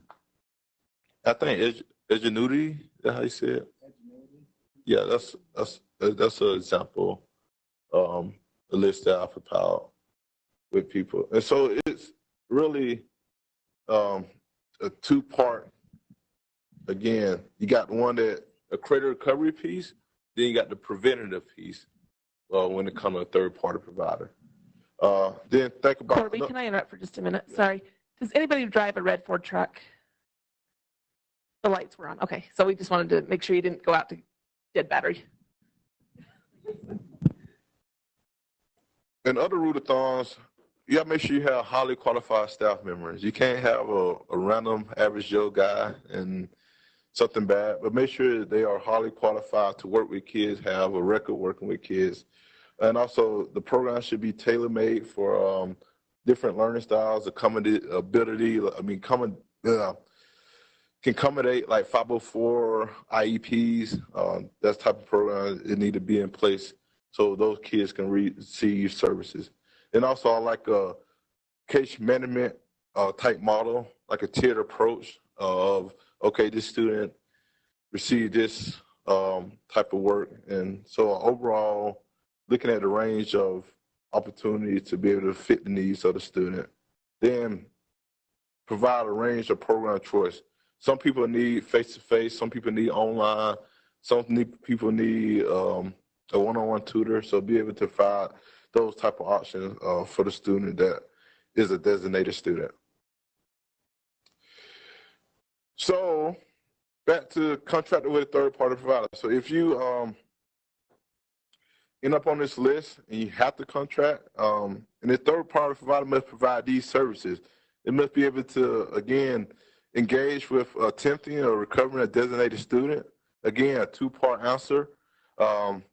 Developing a learning plan, which identify barriers like school attendance, achievement, attainment goal. You can look at the code 53G9801. It gives the definition of attainment goal. It can be a high school diploma, so it lists a very different ranges of things. Then also, they can measure progress of if this kid is making progress towards the attainable goal. Yes.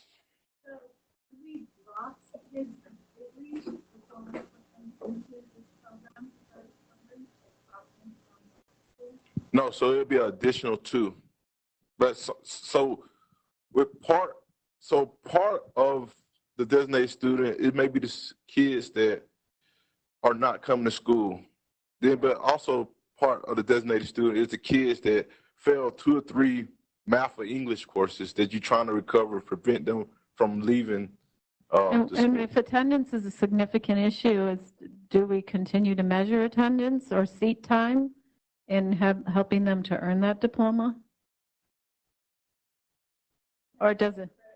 Right. So, yeah, as we talk about credit recovery, if we have a student that's only coming to school 20% of the time, and eventually we would do a 10-day drop, but then if we put them into credit recovery, would we then pick them up again on our case load around the school? Would they be part of our LEA?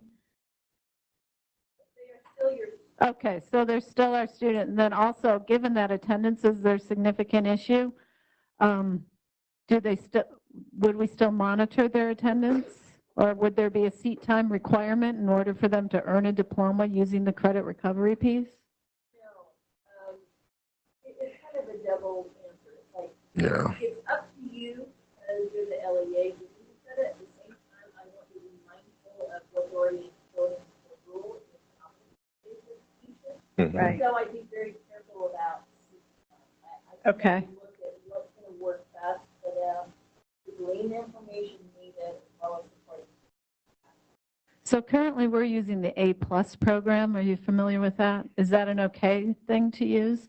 And then also if kids are independently doing that at home and then being proctored for their exams, how are we meeting 504 and IEP goals if they're working independently?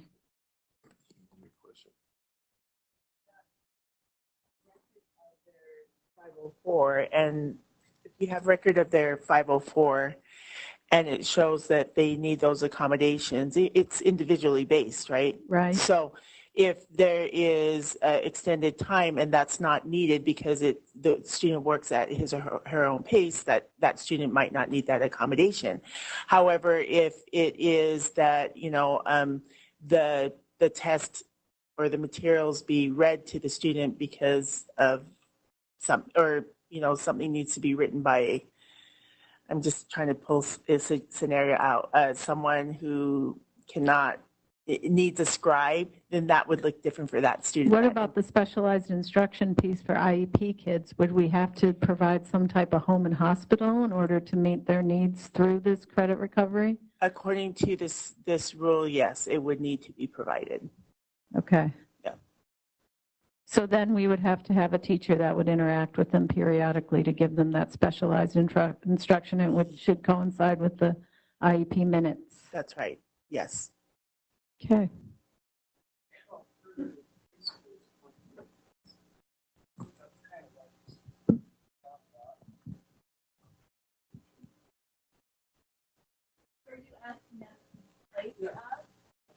Well, how does it fit into this whole plan here?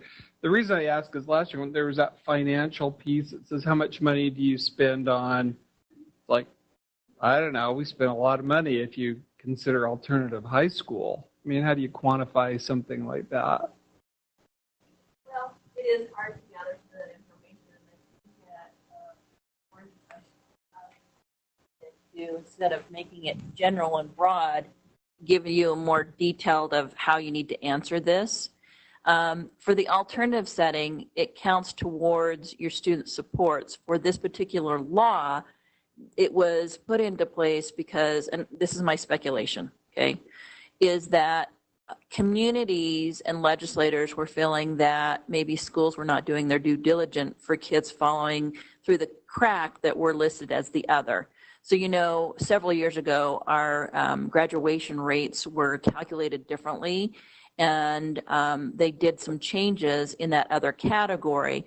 Those kids that are missing that either transfer, they say they're going to transfer to another school, but they don't, so we're missing them somewhere. Or they say they're going to homeschool and they don't. I mean, there's all these other categories that was not calculated. And so this law actually took several years to get put into place, and they did an update in, I think it was, 2 years ago. So again, the intent of it is, what are those other kids, and what are we doing to support those kids that they're not falling through the cracks? So when we talk about, and that's why it says third-party provider, is that is not your alternative school. Your third-party provider is someone outside your LEA. Does that make sense? If you fit within that category, then it does require that you contract with a third-party provider. Yeah, and so again, if you got to pull up the code and the board rules to make sense of all of this. Like I said, I'm gonna give you the Reader Digest, and if you read both literally side by side, it'll make sense of a lot of it, because it refers to each other back and forth, and if I would have put all of it on the slide, it'd have been like 50 slides, and I didn't want to put y'all through that misery. And so I would say on slide 2. Those rules and codes that I refer to, it will make a whole lot of sense on some of the things. And so this is this is how you end up on the list if your LEA graduation rate is lower than the statewide graduation rate and has not increased by at least 1% of average over the previous 3 years. And then another part of that is during the calendar year, at least 10% of the LEA designated students have not reached their attainable goal or made yearly progress towards the attainable goal. And so again, it's another three-part reason why you can end up on the list. And this is the survey that we sent out several times last year. But what we did, let me see. Okay, here's the next one. And so this is the survey, some of the survey questions that we sent out last year, and it asked the method or a third party that using to recover designated student. And you have to look at a 2-part answer. Did a number of designated students in the program, the one who reached their attainable goal, and that's done this survey is done before, reports have to be done before or on August 1 to the LEA superintendent. And so that's when the report had to be done. So a real timeline. So we will be sending this past year, we'll be sending out, hold on, let me start back. You'll be notified end of this week, beginning of next week, if you are on that list to contract with a third-party provider. And so we're working on the data and finalize that data right now. But starting this year, October the 15th, to be able to apply, because we have to notify LEAs by April 1st. on if they contract with a third-party provider. But starting this school year, next school year, the survey that you did last fall will be sent out October the 15th. We're looking at two different ways that we can send it out. We plan on sending it out through Qualtrics, and it'll be so much easier. But worst come to worst, it would be SurveyMonkey like last year. And so the reason why we wait till October the 15th, your data, the deadline for the October 1, September 30th deadline to make sure everyone is graduated from the previous year, that deadline is over. And so you should have a good number on who graduated that year. And then the deadline for the submission of the survey will be October 30th. And so this year we plan on making it easier, making sure definitions and everything is fully explained, and it'll be more detailed this year on the report.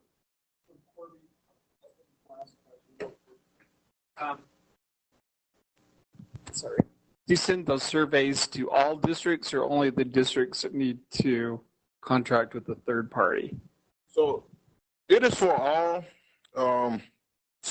districts, all LEAs.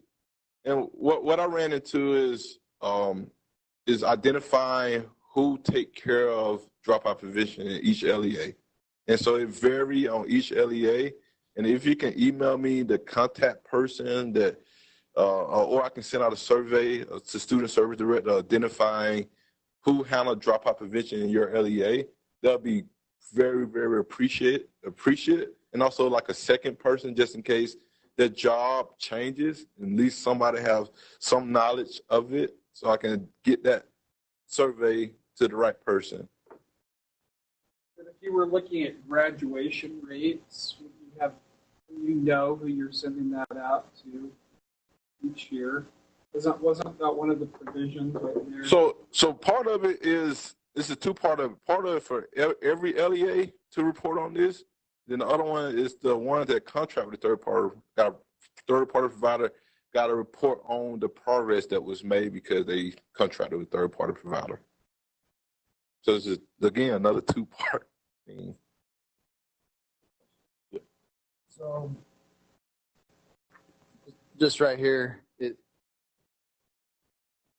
survey, it says beginning with this school year, on or before August 1st and on or before August 1st each year thereafter, an LEA shall submit a report to the superintendent of the LEA's dropout prevention and recovery services. And then the timeline down here, August 15th. Is that the exact same information that you're going to be asking for? Yes. That I got to submit to my superintendent by August 1st? Yes, but we know, we know that y'all still have like an extra month or two to get your seniors graduated because of September 30th deadline, August 1st deadline. And so there'll be a draft, and we'll have the final numbers on that survey.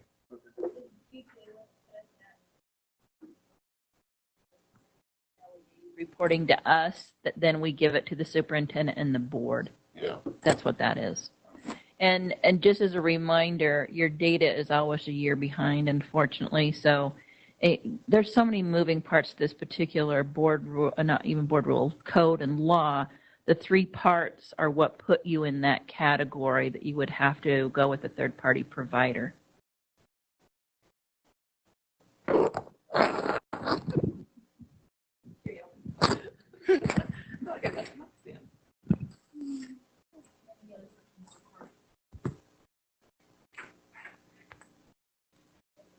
I think it's time for a break.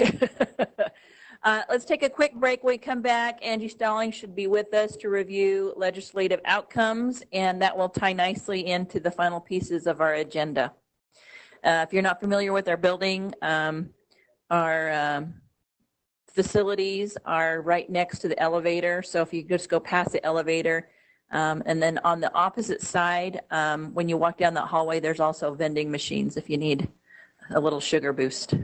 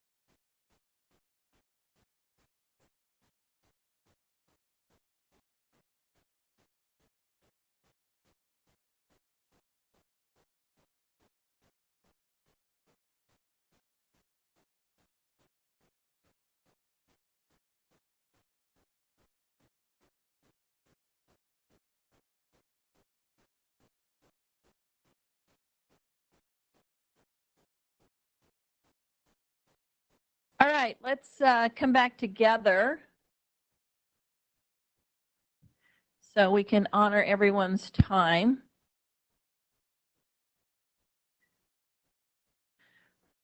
For those of you in the room and for those of you who are online, we will be sending out all the handouts through the listserv. So much like, I was actually very impressed with BJ's ability to read Corby's handout. You have much younger eyes than I do. So when we send them out electronically, you'll be able to see them and read all the details of that. Anyways, I guess we'll just go ahead and jump in. I know you've been waiting to hear from Angie Stallings and all the good information. We are so lucky to have her and her background and to help fill us in and to navigate the legislative session and then the outcomes.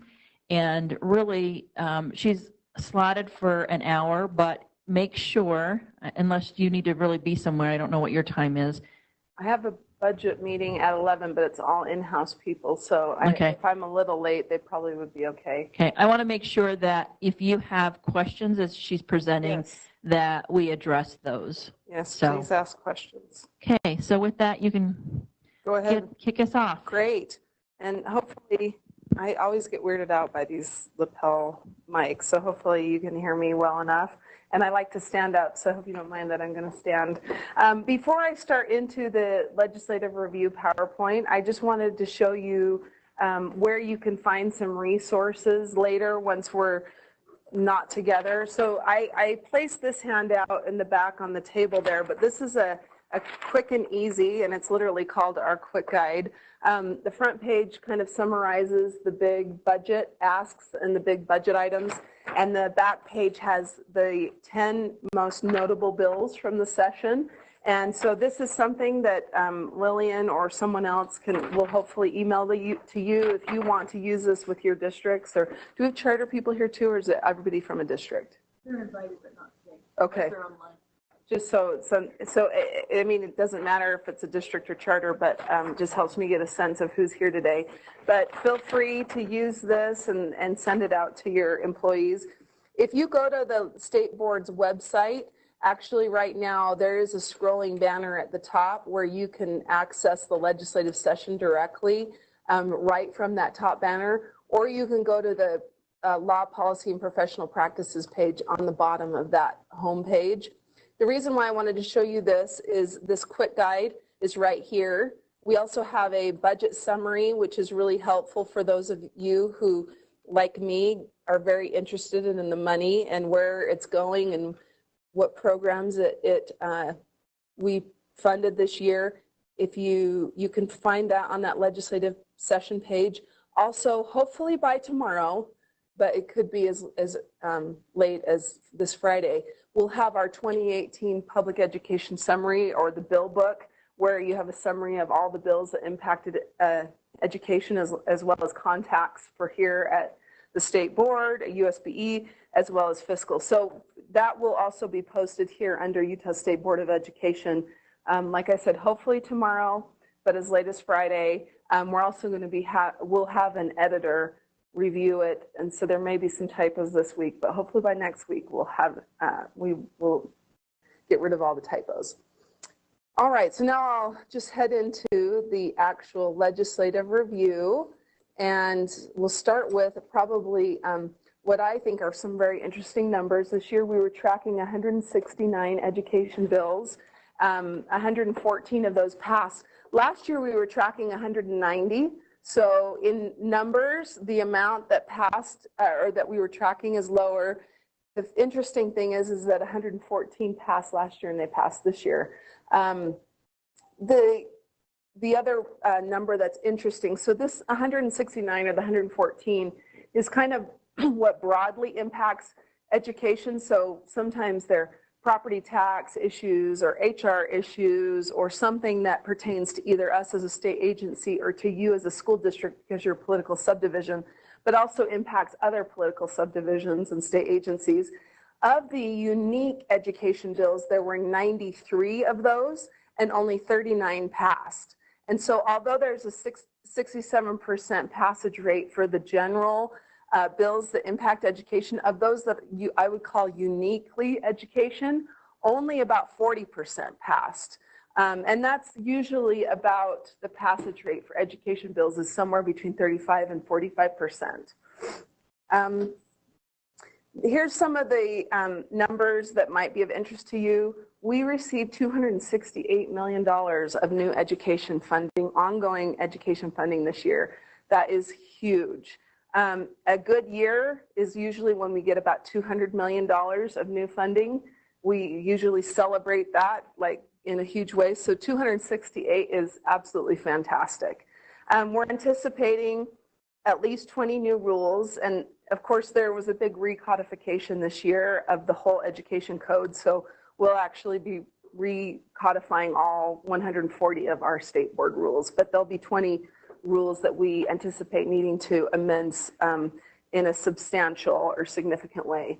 4 new programs, and I'll talk about those in just a minute, 3 new reports, and 2 new grants. As I stated before, we had a really good year fiscally. So we have 7.84% of an increase from last year in funding. So 2.5% of that is the WPU, as well as fully funding growth. There was a large chunk of money, about $65 million, that went into a line item called flexible allocation instead of the WPU. In terms of how that's distributed, it's very similar to the WPU. So if you take that chunk of money, the $65 million, and add it to the 2.5% WPU, we essentially got the equivalent of a 4.6% WPU. However, it was split into 2 pots. The reason why that flexible allocation is interesting for those of you fiscal, financial nerds like me, the thing that's interesting about that is it's going into that teacher and student success account, which was part of the Our Schools Now compromise, which I'll talk about in just a moment. The distribution for that account has not yet been determined. It's going to be worked on over this interim until next session. And so the reason they didn't put it in the WPU but put it in the flexible allocation is so people understand that the distribution for that money could be different next year. So districts are cautioned to kind of spend that money in a one-time manner, or to essentially be cautious as you're hiring people with that the portion that you receive from that $65 million. And when we get to the Our Schools Now compromise, or if any of you have any financial questions, feel free to ask me. I know sometimes that's more of a BA issue, or you probably rely more on your fiscal staff. But overall, the total public education budget is $5.16 billion. So a lot of money being spent in education here in Utah. Here's some of the highlights of the programs other than the WPU that were funded. You can see that transportation, for the first time in many years, actually received more revenue to fund your kids who are on busing. The Digital Teaching and Learning Program received $10 million of new ongoing money. So now that program's at $25 million ongoing. The Elementary Counseling Program, we were so excited. The State Board of Education prioritized this program for 3 years now, 3rd time's a charm, finally got the $2.1 million. That funds 28 elementary counselors, and it's a kind of a 3-year grant that those who receive it will receive money for 3 years. The first year fully funding the cost of that elementary counselor.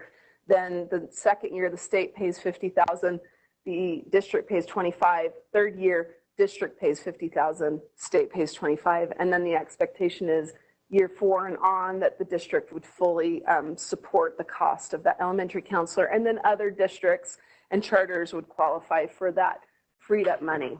So, and then $250,000 for NESS. NESS is necessarily existent small schools. So if any of you NESS schools, or you probably would know. The other big win for this year is $9 million of new enhancement for at-risk student money. Currently, that's around $30 million that's distributed statewide, so $9 million of new ongoing revenue. That'll be great. Something to note because a lot of you are probably involved in how that year's money is used or should be. Recently, the board rule was amended to provide more flexibility to charter schools and districts to determine how to spend that year's money, and that you all now have the ability to determine what a student at risk of academic failure is. So although the distribution formula is prescribed in statute and will be prescribed by us, but because of what's in statute, and homelessness and chronic absenteeism or truancy were added as factors to that now. They were not part of the distribution in the past.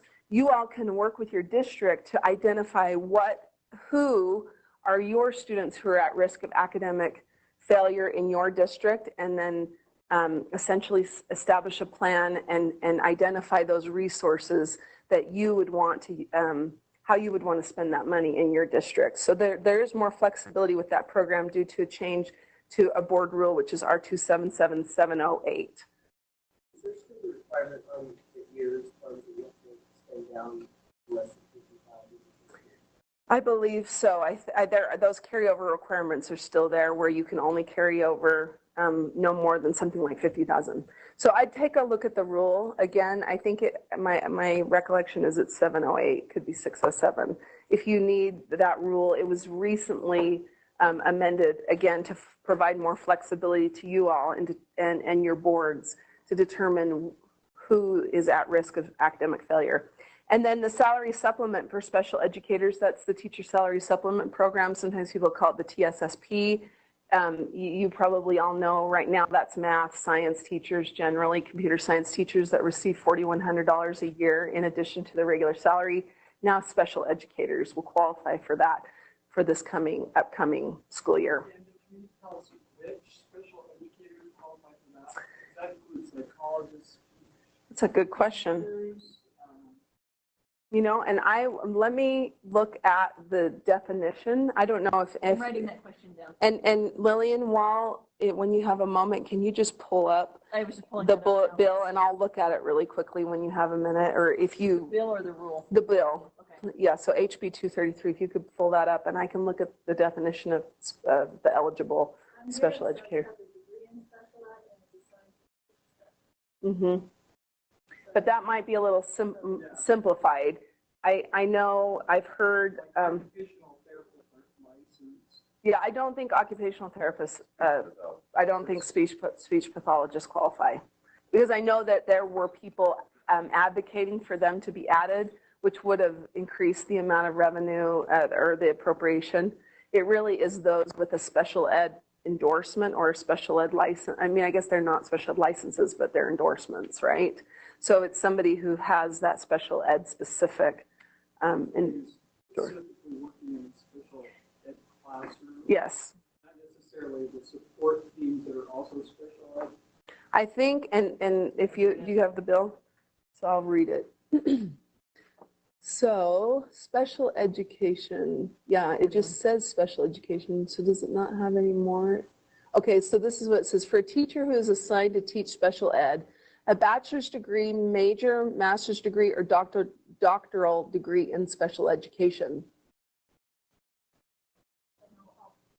So it sounds like no. Mm-hmm. It's somebody who has a bachelor, a master's, or doctorate in special ed. And you also have to have does it say, sorry, if it talks about the position? I think it does. Go back to 41. Right underneath that, it talks about their assignment. Right here. It means a teacher who has an assignment to teach special education. So there may be a little bit of flexibility there, but not a lot. I mean, if you were, you're teaching math courses or you're teaching history and you're part of a special ed team, that's not going to be enough. You'd have to be teaching special ed courses. Special ed school, That's a good question. Now, question I have is, how is that preschool program funded?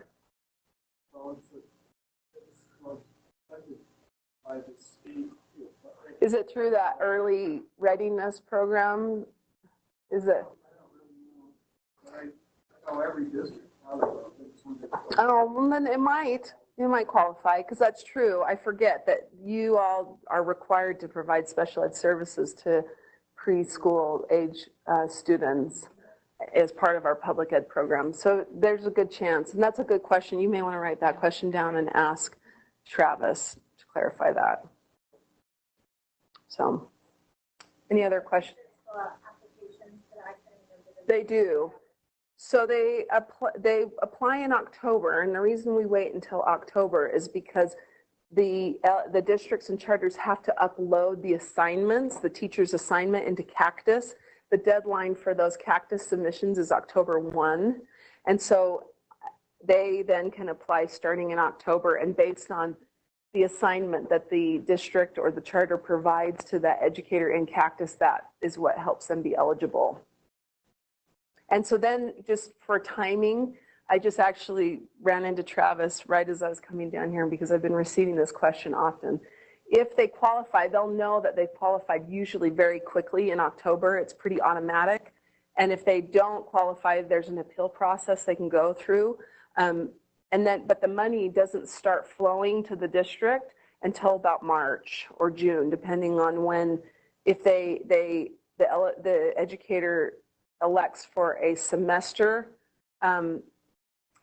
reimbursement, they'll receive it, or the district will receive it in March and June, or they can get it all in one chunk and it'll come in June. So they're essentially paid the stipend at the end of the school year in which they qualify.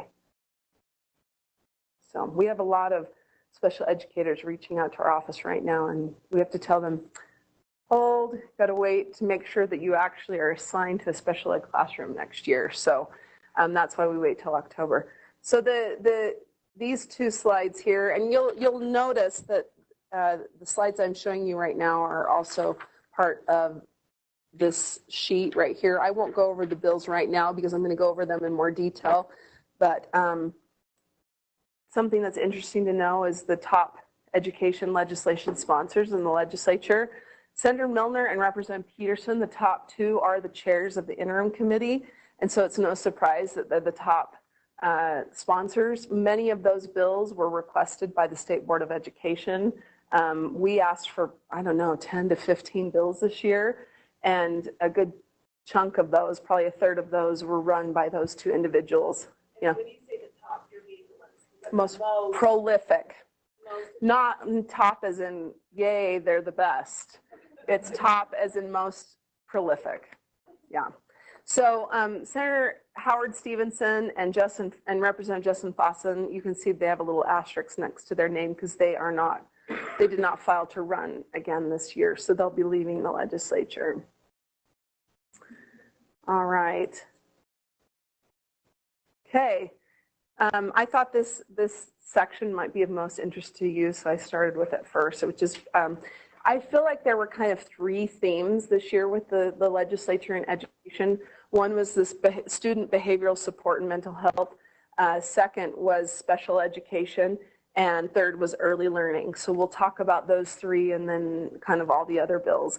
But student behavioral support and mental health was a big theme this session in a lot of ways. I think you could see by the $9 million of increased funding for EARS, as well as this juvenile justice modifications. Many of you may remember HB 239 from last year, which made changes in how you all worked with your students who had truancy issues, as well as other low-level, like Class C misdemeanors and other status offenses like smoking, et cetera, how you worked with those students. So last year's bill prohibited you from referring those students on to detention, law enforcement, to court. What HB 132 does, two big things. Number one, it clarifies what school resource officers can do.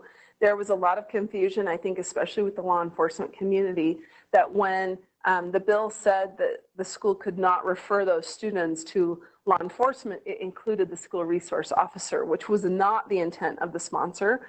So the bill kind of supports and reinforces the fact that school resource officers can be engaged in or be asked to help with all kinds of support needed for students who have truancy problems, Class C misdemeanors, anything. There's posing a danger, there's students that are being very disruptive.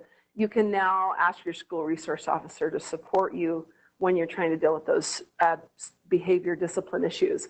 The other big thing this bill does is for 2 years, it's for 2 years only, it allows the school to refer a student on to court or law enforcement the way you did prior to 239, but only if you have engaged that student in alternate evidence-based interventions and the student has refused to participate or it hasn't worked in some way. And then also you have to have somebody who likely could be you, but not necessarily, somebody tracking that student to follow their progression through the judicial, system or detention or whatever happens with law enforcement. Apparently part of what the juvenile justice system was stating, their reason for HB 239 is that schools would refer students on to detention and then they were like washing their hands of it and letting the student go, assuming that then the juvenile justice system was educating the student, which isn't the case. So it's kind of that, there's a couple of caveats to being able to refer. What are some of the interventions? How long do we, what are some examples of truancy interventions? How long do we have to have those interventions in place? And when can we start referring kids to court? So the bill had an immediate effective date. It's in effect now. So as long as you are engaging those students in those evidence-based interventions, you're trying that first. If they're refusing to do that, then you can refer them on. Is there a specific type?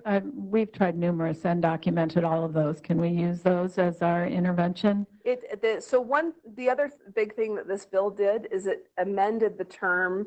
It was alternate interventions. Now it's alternate. It might just be evidence-based interventions now, which allows the LEA to select its own evidence-based intervention, as well as allows the board to select an evidence-based intervention, whereas before it was something I think that either juvenile justice or another entity had to establish, but I think we're still in the works on that. We're still in the works, but the code does say that there are 5 different areas. One of them is like MCOT, and I'm trying to remember. I'll pull it up. There are 5 different areas, but what Angie's speaking to directly are the supports that you would have in place, and then for our end, because it also mentions us to have supports for you as LEA's interventions, so we're working on that as well. Okay, and I'm just saying this is a 911 because in our alternative school, only 19% of our kids have healthy attendance right now. The rest of our kids are in significant danger. And we've had truancy court in the past, which has directly impacted their attendance in the positive way. And so the sooner I can get rolling on referring them to court, the better. So I'm wondering if I can at least take the first step in sitting down with them and saying, okay, this is your first warning. We're documenting this. I'm talking with our police officer, your parents, and so we can get it moving along and get that message out there in our district. Yes, and I think you can also tell them that they need to engage in whatever evidence-based intervention you identify.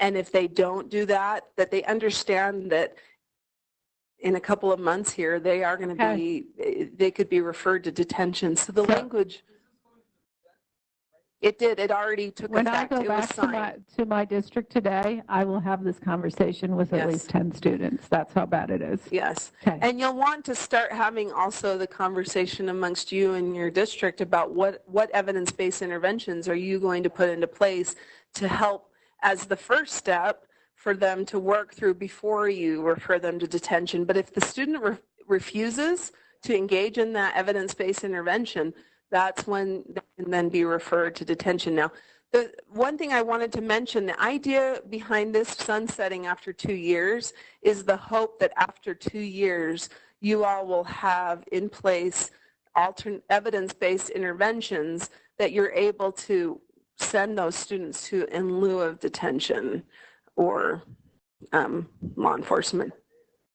Yeah, I mean, that's the goal. So what the language says, so before you may remember the language said that the alternate interventions could include a mobile crisis outreach, receiving center, youth court, or comparable restorative justice program. Now it also includes evidence-based interventions created and developed by the school or school district, and other evidence-based interventions that may be jointly created and developed by a LEA, the State Board of Education, Juvenile Court, local counties and municipalities, Department of Health, or the Department of Human Services. So the actual evidence-based interventions, that's to be determined. The other piece of good news, I mean, we're not quite there yet, but we are trying to use some one-time funding for the next, essentially for the 2 years that this, what we call the bridge, we're going to be using hopefully some one-time funding to hire somebody for 27 months to work on just this issue, on restorative justice and helping provide supports for these interventions and to you all in this transition period. And then some other things, but it's not finalized yet, but we think we're going to have support for all of you for the next little over 2 years. I'm sorry, this is going to sound really naive, but this term evidence-based is being used in everyone's conversation. I mean, if I had a nickel for every time it was said, I'd be really rich leaving this meeting today. And so this really is at risk of sounding really naive. Is this just the new research-based best practices? Is this the new low-fat? I mean, I said, I've heard these phrases, but will someone please tell me what it means to be evidence-based? We're supposed to go back and do all this evidence-based. Is there somewhere where there's an exact criteria of what you mean by evidence-based? I'm sorry, maybe I missed the meeting where that was talked about. I'm just hearing it in everything, and that's great. I agree, but give me a rubric or criteria so that I know that my attendance quarter, my youth quarter, my things I'm doing back in my district meet this criteria that you just keep saying over and over, being evidence-based. So, and I don't mean this to sound vague, because there are different registries that are out there that would be part of an evidence-based. So, like SAMHSA has a registry. Lynette, what was the one that just got discontinued? Is it with SAMHSA's that just got discontinued? So there's several different registries that have evidence-based programs listed. And for them to be evidence-based, they have to have gone through these basic criterias. And the root behind this is so that if MOMI has gone through this process of research and the findings are that it's significant, that you might look at that program compared to mine that I just made up in my basement, you know, cooking up with adding some sugar kind of thing. With that said, I think that overall the intent being is that you look at something that's substantial, that has research, and that could even be like in peer-to-peer kinds of magazines. So I think about the ADAPT training that many of you use. That is not on a national registry, but it has been outlined around research. And if you really wanted to get technical, I think the term that they would use is, Kathy, what's the, when they say upcoming evidence-based one? Emerging best practices. So again, the intent for evidence-based is it started with having it being on a registry. I think I would look at, is it on a registry? Has it got some research behind it? Is it part of a think tank? So for an example, the University of Utah, they have a program where they're looking at emerging best practices. Is it a part of that collaboration? What Works Clearinghouse through the Department of Ed? That's a great one to Google and look at. Yes. And I wonder if part of your question, I don't know if part of your question is whether we're going to come and we're going to be approving or not approving each of your programs.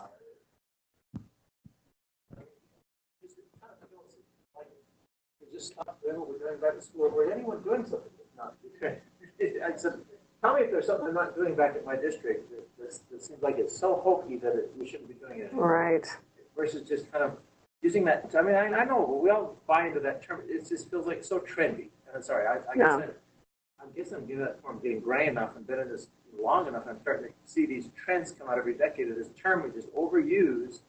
but yet no one really wants to define it. It's like low-fat yogurt. Right? No one Right. really defined that. So everyone used that title until we just debunked it. So now we're going to debunk this if we don't really have it. I have to look through a website and say, is my youth court fit on this? I don't know. It just seems kind of weird. I mean, it's all right. I think I'd just be mindful of things that are startup, or I hate to use homegrown because some of those things that get started up in your LEAs, they go on to be best practices and so forth. But I would just be very mindful of making sure that it has some kind of backing to it, whether it's peer-to-peer, research articles on a national registry, and like there's several that you can follow. And really, truly, if you have a question, call us up and we'll tell you, because we know a lot of the programs. Every once in a while, like when Sue throws me one, I don't know it, then I'll go back and look at it and research it. Yeah, and I think it was also to avoid a district or charter just saying, well, we met with the student once, and that was the alternate intervention. And maybe there are conferences or meetings that you have with students that could be an evidence-based practice, but just sitting down one time for 10 minutes with a student, that's probably not an evidence-based intervention. That's a meeting, right? So I think that was part of it too, is to kind of send the message that this is more than just sitting down with them and talking to them one time and then you refer them on to detention. So thank you for all.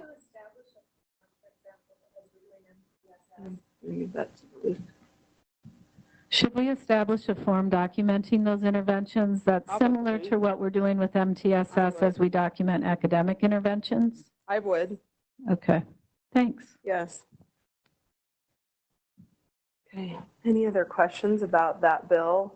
It was kind of a big, it was a big ask from the education community this year. Any clarifications on is it the administrator that has to follow them through that process, or could it be a counselor? Could it be a It's not any one interventionist? person. The definition, I think it just says a school representative. And sorry, can you grab that bill again? I can't remember what it says. Let's see. I think a school resource officer. Okay, it's probably right down here somewhere. I don't remember. A school representative appointed. So when the school shall appoint a school representative to continue to engage with the minor and the minor's family through the court process. So it doesn't say who that representative is. It could really be anyone. You all would choose who the best person. And a lot of you do have teams, like I think of Davis. What do you call your teams? Your local case management? Yeah, there's a team that's actually working with the student. And did you have a question? Yeah, I do. So along with that monitoring, did you say that monitoring, if we do make a court referral, then that child needs to be monitored for 2 years? No. Or through the process? Just through the process. It's just that for a 2-year time period, essentially the authority to continue to refer these students to court or to law enforcement is the sunset on July 1, 2020. So do we know, are we supposed to be collecting data? Yes, I would say Is that specific to, like, what data are we supposed to be collecting? I would collect data on what are the evidence-based interventions you're using that are working, maybe some data on how this stick of sorts, like that's what I call it, but it's kind of that last resort of the student or the parent knowing they can be referred to court that seems to be, for some students, is really needed. I'll just tell you that the juvenile justice system has seriously great data. They are just full of data. And one thing we did not have when we were talking about HB 239, and even now when we talked about HB 132, we don't have data. We don't have uniform data. We don't have discipline data. And I know there are reasons why districts and charters don't want to give us that discipline data, but when you don't give us the discipline data, the bad side of this is that we don't have data to say that you need supports or that you need resources. And so there's always good and bad with the reporting. You know, from our staff's perspective, the reason we're wanting that discipline data is to be able to tell the story of public ed and say, you know, it's not just enough anymore to have a great educator who knows how to teach students in an academic way, but we really do need supports, mental health supports, SROs, you know, all those wraparound services we don't have the data that the juvenile justice system has. And part of that is because, I mean, you all may have the data and maybe it's only at the school level. I don't know if it's getting to your district, but it's not getting to us. And because we would love to help tell that story, but we don't have quality data to help you all tell that story. That was one of the things that we've been talking about, as well as discipline numbers do go down, right, as a result of restorative practices. What is a way that we can record data in a usable fashion? Mm-hmm. Because restorative practices are incredibly time intensive. They're incredibly FTE intensive. And so because the need is there, but if we're moving away from, suspensions and court referrals, how can we create a data set that can tell that story that is uniform, right? So we're starting to get these evidence-based things and we can start to say what's working, but because there's kind of that conflict, right, of, hey, give us your discipline data, but if they truly are, we're not suspending as much, and if we are not referring to court, how can we record the time intensity and all of those pieces that are really going into these alternative practices? I think doing exactly what you just said, showing the personnel you had working with these students, say as a benchmark year, either the 2016-17 school year or 17-18, I don't know, saying how the cost of those new evidence-based interventions, the amount of new FTEs you had to hire, how much. Because one of the issues that we saw is that the juvenile justice system and the court system had a cost savings, right?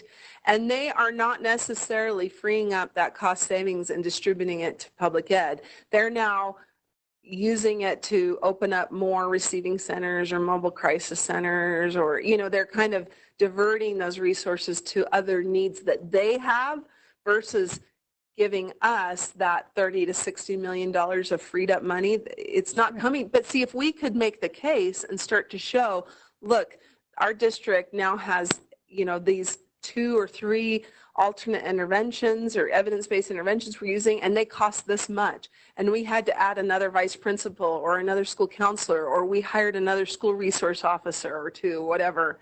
That type of data, I guess the question is, how do we uniformly collect that data?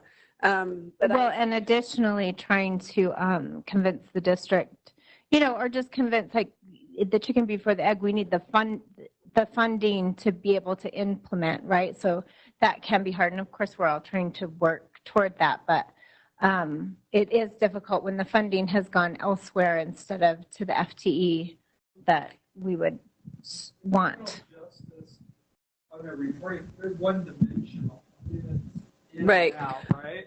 Well, whereas in the school system, it's multi-dimensional. You have a lot of wraparound and support services that you don't really,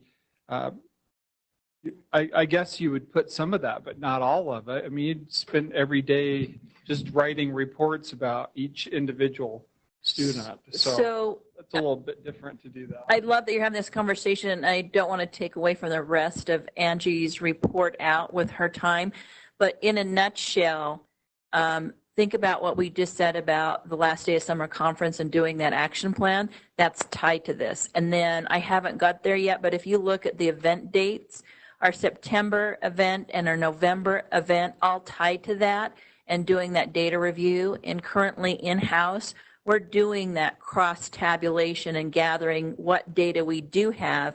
Our weak area, as Angie says, is the discipline data that we're not getting from you. And as I had mentioned, Aaron Bruff's team's trying to put together some training that we will then start getting better data collection. At least that's what our hope and our goal is. So we hear what you're saying, and I'll go on a little bit more detail of that piece and what that looks like. But because I just don't want to take away from what you're saying, but it's good conversation. Yeah. And of course, it's your time. I want to do what you all want to do, and maybe anyway. So I'm always happy to be flexible. Don't worry about me. Okay. Sorry. Let me get back to the PowerPoint. I think for you all, this conversation is just beginning. As you can see, it's great to get your feedback because I think this group is probably one of the most invested groups in this issue, and you have the most insight and a lot that we can learn from and hopefully find out those solutions together.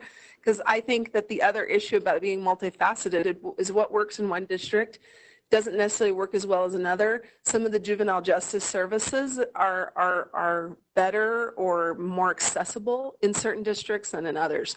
So the SB 145 bill is up there because it is the bill that added homelessness and truancy to the formula for the distribution of EARS money, and also the big change to this distribution of EARS money. I will say that this $9 million, I know it probably seems like such a small amount for what you need. It's not the 60 or 70 million that we probably need in public ed, but this $9 million of new EARS money, oh, I'm not up, is I think was in part their effort to provide some more support to you all for these efforts.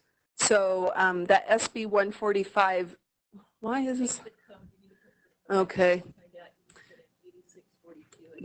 Thank you. Okay, so there you go. I thought I had pressed start. Hello. Okay, let me. Oh, there we go. Okay, so that SB 145 also now allows for students who have multiple. So currently, if a student was a homeless student plus had truancy issues plus they were low socioeconomic, they counted as one. Now that same student would have a count of 3. So that means that if you have students with multi-risk factors, that you'll be receiving more money comparative to the other districts. So there will be a change in how that money is distributed, not only because of the addition of homelessness and truancy, but also because of now being able to count a student for multiple risk factors. So it's a good year to get that $9 million so that hopefully we won't see any losses. But some districts will get some big gains. The other bills that relate to student behavior support and mental health are, of course, the HB 264, the Elementary School Counselor Program, which I think we talked about. If you have any questions, feel free to raise your hand. Oh, no, you're fine. The answer to this, but is that money available also for adding mental health, like a social worker? Yes. So it can be all across the board. Great. So one question we've been receiving a lot, I don't know about you, Lillian, is whether school psychologists could fill this role. And the answer I've been getting is yes, but they shouldn't be using that school psychologist only to do testing to determine whether the student is should qualify for special ed. If that school psychologist is engaged for this elementary school counselor, it should be more for the mental health supports and behavior supports, not for special ed services. So, yes. It can. It's a general term. It says somebody who serves as a school counselor, and so somebody with a school or a psych degree or background could serve in that role, but they should not be used to test for students' qualification for special ed. They'd be used as a school counselor for the mental health and discipline support. Am I right, ladies? Yes. Okay. Think of that in terms of what you see currently is we have school-based mental health, which could be school counselor, psychologist, social worker, but we're really looking at the all-student component, whereas usually or typically we see the psych for special ed and testing, and it could be someone with that degree, but they have to meet the role of what the school counselor would do. The same is true with the social worker. No. Use your IDEA funding for that, right? No. For that money, is it only for schools that do not currently have counselors, or if if our district had already been supporting a half-time FTE, it's not going to necessarily support a full-time FTE? It can't supplant. So the supplant would be to put in place that half FTE. If you wanted to make them a full FTE, that is not supplanting. we can add to what Like we've if you already- had an FTE that was serving 2 schools and then you wanted to move that 1 to 1 and then hire another one so that you had a full-time FTE, that would be allowable, correct, Lillian? And the distribution or the grant is going to be based on first priority given to those who have a high IGP population and then free and reduced lunch after that, or? But IGP, if you have a high IGP, intergenerational poverty students experiencing IGP situations, I don't know how the PC way of saying that, but is to give the first grants to those schools who have more students who are living in intergenerational poverty. And it's only 1 year? No, it's an ongoing funding sort. Well, so the question was whether or not this is just a pilot, if it's just a 1-year program, and the answer is no. It's ongoing. Here, when you grab that. Thank you. But when you receive the grant, it'll be for 3 years. The first year is fully funded. The second year, the state pays $50,000. The LEA pays $25,000 for the FTE cost, and then the third year, the district pays $50,000. The state pays $25,000. So essentially, it's less and less funding provided by the state. Beginning in the 2019 school year? Yes, it'll be 18-19. It'll be starting July 1 of 2018. So the applications will probably be going. Oh. Okay. We've never gotten so many phone calls around anything, and we're working as fast as we can. And Polly had said this earlier, the first time that you implement something to get it established just takes us a little bit longer, so we appreciate your patience. Yes, it is a lot to do, and unfortunately, our sessions don't end quickly enough. And the beginning of March is tough because I know you all make hiring decisions and budget decisions in April, right? And so you need to start presenting this to your board. If you're interested in this application, before you get the application, you could, or your superintendent or whoever, may want to brief your local school board. I don't know if you all do legislative reviews such as this, or if your superintendent does a legislative review of sorts with your local school board, but that could be an opportunity to get their feedback on whether or not they would support you seeking a grant for one of these counselors. Any other questions about that one? I need to change my sleeping time, and I'll do that after this because it's While late. she's doing that, it also talks about targeted funds and risk factors for childhood trauma.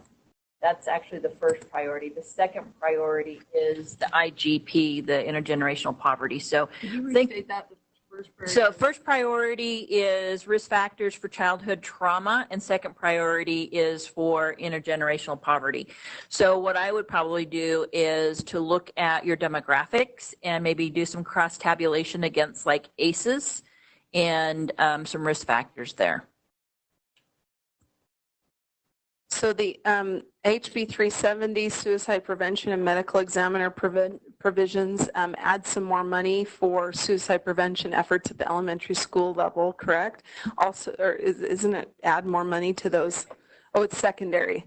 It's the suicide prevention secondary level grants, as well as some grants for higher ed. It also requires a state board to send student data for those students who have who they believe were, help me with the term, Kathy, not died by suicide. I keep saying committed, and I know that's a horrible way to say it. They died by suicide. Thank you.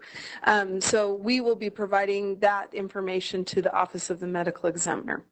The telehealth mental health pilot program is a program it's I think Department of Health or Department of Health and Human Services, where you could receive a grant for a counselor to essentially support your schools through telehealth. And the compulsory education revisions is a bill that simply clarifies that a student's sick day, could be either physical sickness or mental. And these are two resolutions that essentially kind of communicate the importance of implementing restorative justice in our school system and reducing gang prevention. Special ed, HB 317, I think this is another bill you guys might be interested in, Currently, if a student turns 22, say in October of a school year, they are allowed to stay until the end of that calendar year, so until December 31. HB 317 allows those students to stay till the end of the school year now. So it also appropriated money to offset the costs so that you can keep your students in until the end of May or beginning of June, whenever the school year ends. We already talked about the TSSP, HB 233. SB 153 is really for those students and parents who participate in the Carson Smith Scholarship Program, which is a program for our special ed students if they want to attend a private school.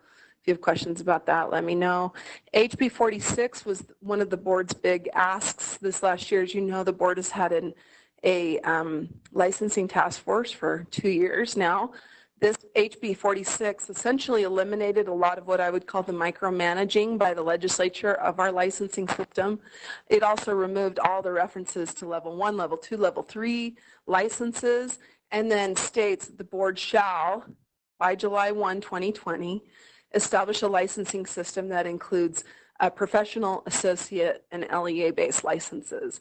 So the state board recently passed, well, at least the Law and Licensing Committee, which is one of the board's policy committees, passed the first, on first reading, the rule that implements that program on that new licensing structure. We anticipate it will be approved by the board in April, and we're giving a little over 2 years of time to kind of transition to that, because we need our colleges of education need the time to transition. One of the big things that will be required in order to get a professional license is the students will have to pass a pedagogical exam of some sort. And so it gives those students time to adjust to the new requirements. And also we will be completely rewriting our Cactus system. And we received some money to update and kind of replace that old Cactus system with something that will hopefully be much nicer and easier to use. Any questions about HB 46? There's also $500,000 of new ongoing money, not just one time, that's going towards teacher supply. So that's good news. There's higher penalties for educators who commit certain sexual abuse, criminal penalties. And then HB 237 requires the Board of Regents to establish the qualifications for a well, it wouldn't be a K-12, it would be a 7 or 8, 12 teacher to provide concurrent enrollment in public ed. HB 408 is a bill, it's called Public Education Amendments, but people are calling it ULEAD. If any of you have heard of ULEAD, it's a new position in our office that will be hired by a committee of either 7 or 8 individuals. One will be the state superintendent, 2 will be legislators, 1 will be somebody from higher ed. Trying to think the makeup of who is on that committee. But essentially it's an external committee that will hire this person who will report directly to Superintendent Dixon, and is going to kind of hold a conference every year to highlight best practices going on in our state, as well as create an online repository of best practices. This came about in the sense that many of us who go to national conferences, Superintendent Dixon goes to a bunch, legislators often go to conferences outside the state, and they'll be highlighting, you know, whatever, South Carolina or Georgia or Florida, and these wonderful new innovative practices, and we'll be thinking, well, Utah's been doing that for like 10 years, or, you know, we've been doing, that's been part of our system forever. So the idea is oftentimes legislators don't know what great things are going on in our schools, and they'll think, oh, well, let's start this new program, or we need this practice in our schools, when some of you are already doing that. So it's an idea to help get the good news out about what our schools are doing. Competency-based education amendment simply allows the board to not just select 3 competency-based planning grantees, but could be 2, could be 4. Currently we have 13 LEAs are participating in that pilot program. SB 117 is about our dual language immersion program. Nothing big happened there. Mostly is codifying current practices. One thing I wonder if it was in there. Do you know if they because I'm in assessment. Are they paying for the Apple? They are. Yes. Okay. Yes. For which grades? Third, starting at third grade. Do you know? I don't know which grades. That's a good question. All I know is that I believe it's all grades, but that's a good question and I'll ask Carl Bowman. But that the assessment was funded ongoing, as well as some additional money for expansion. So for those of you who don't have DLI schools in your district, or you want more schools in your district, there's an opportunity to expand those to more schools, as well as more money for the bridge, which is the bridge from high school to higher ed. So it's to help with those concurrent enrollment AP type efforts. SB 202 after school program amendments, it's a $125,000 will be coming to us that has to be matched by a private provider. Tesoro was backing this bill, so I'm guessing Tesoro is interested in providing that private funding, but it's to help improve the quality of after-school programs. So it's not for grants for individual students, but it's to improve the quality of already existing after-school programs. HB 286, reproductive education amendments, adds to your reproductive health education requirements the teaching the harmful effects of pornography, as well as instruction in refusal skills, which is sometimes often called consent.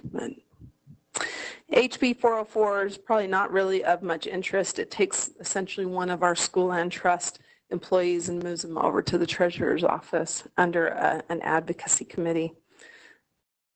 All right, our schools now, I'll kind of briefly go over that and then maybe give you all time to ask questions. There are some more bills that I have, but I think the majority of the remaining bills may not be of as much interest to you. Just so you know, probably next week I will be posting this PowerPoint on that page I showed you at the very beginning of today's meeting. And I know all of these numbers probably aren't very helpful for you. I'm kind of a weirdo in that the numbers, I kind of remember what each of those bills mean. But if you need to refer to it later, it'll be online. So many of you know that Our Schools Now is a group that was trying to get a petition on the ballot this fall to essentially increase public ed funding by about 600 to 800 million. The 800 million includes higher ed, so the amount that school districts and charters would have received somewhere between probably 650 million. What the compromise does is it's estimated to bring in about $400 million of new revenue, in addition to, you know, the 150 to 200 that we always hope for every year. And the big changes, the first big change is this HB 293. The short story is that it freezes the minimum basic tax rate and actually increases that rate, which is a huge, huge deal. It's something that, for those of you who don't know my background, I worked for the legislature for 10 years as their tax attorney and then as the education attorney. And so I drafted bills to increase or to freeze this rate every year since 2005, and they've never passed. There was a bill a number of years ago, you'll remember Senator Osmond got a $75 million increase in that rate. That was a huge win. This one is freezing that rate for at least 5 years. And so currently, and I know this is very small, but you could see that the rate would have been, for this 18-19 school year, would have been 0.001498. They're increasing it, the bill increases that to 0016. Plus it adds an additional quadruple 069 to increase $54 million. So you see currently it would have generated $408 million. For this year alone, that adds $54 million. As that rate is frozen, as the property values go up, let's hope they go up, that means more revenue will be generated. So normally under our current system, as property values go up, that rate floats down so that essentially you get the same pot of revenue. It's revenue neutral, but because it'll be frozen, as the rate stays frozen, we should get more and more revenue, and it's guaranteed to stay there or be frozen for at least 5 years. At the end of the 5 years, they will evaluate whether or not to have it be subject to truth and taxation again. Prior to 1996, which was a huge boon of an economic year, that property tax rate was always frozen. And actually, all of the income tax money went to K-12 education.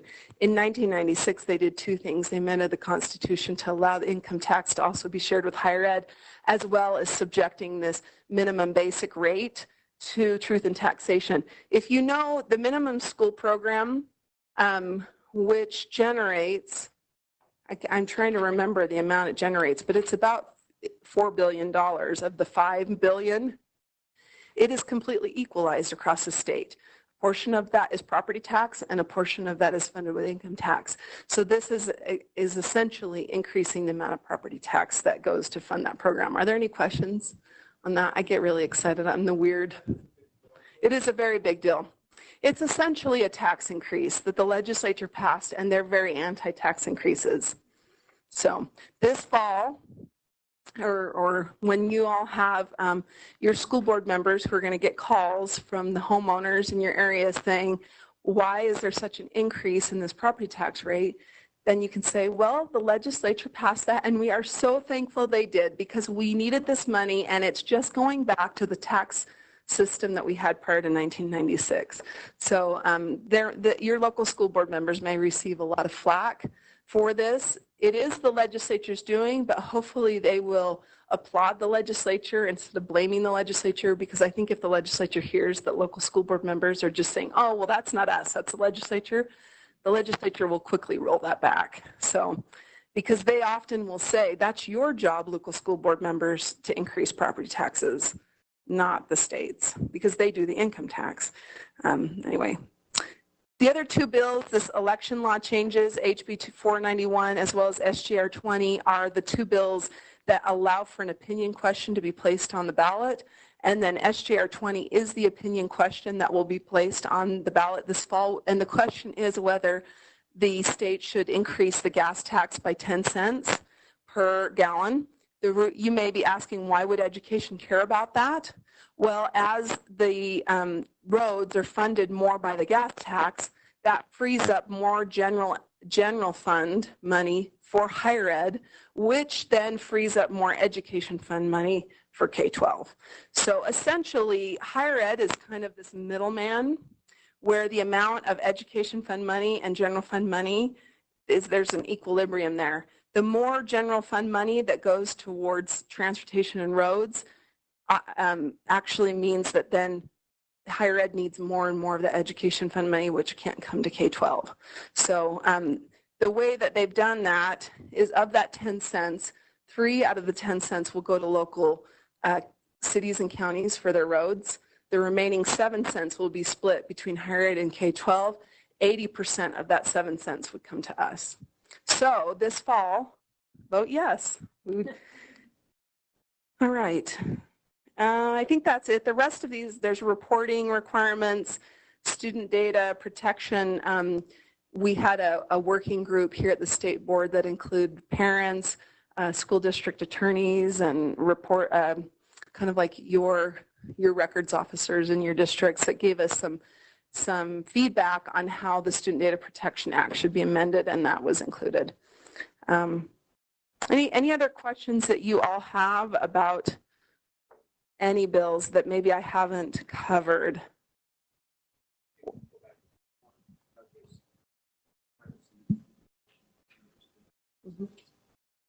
Okay.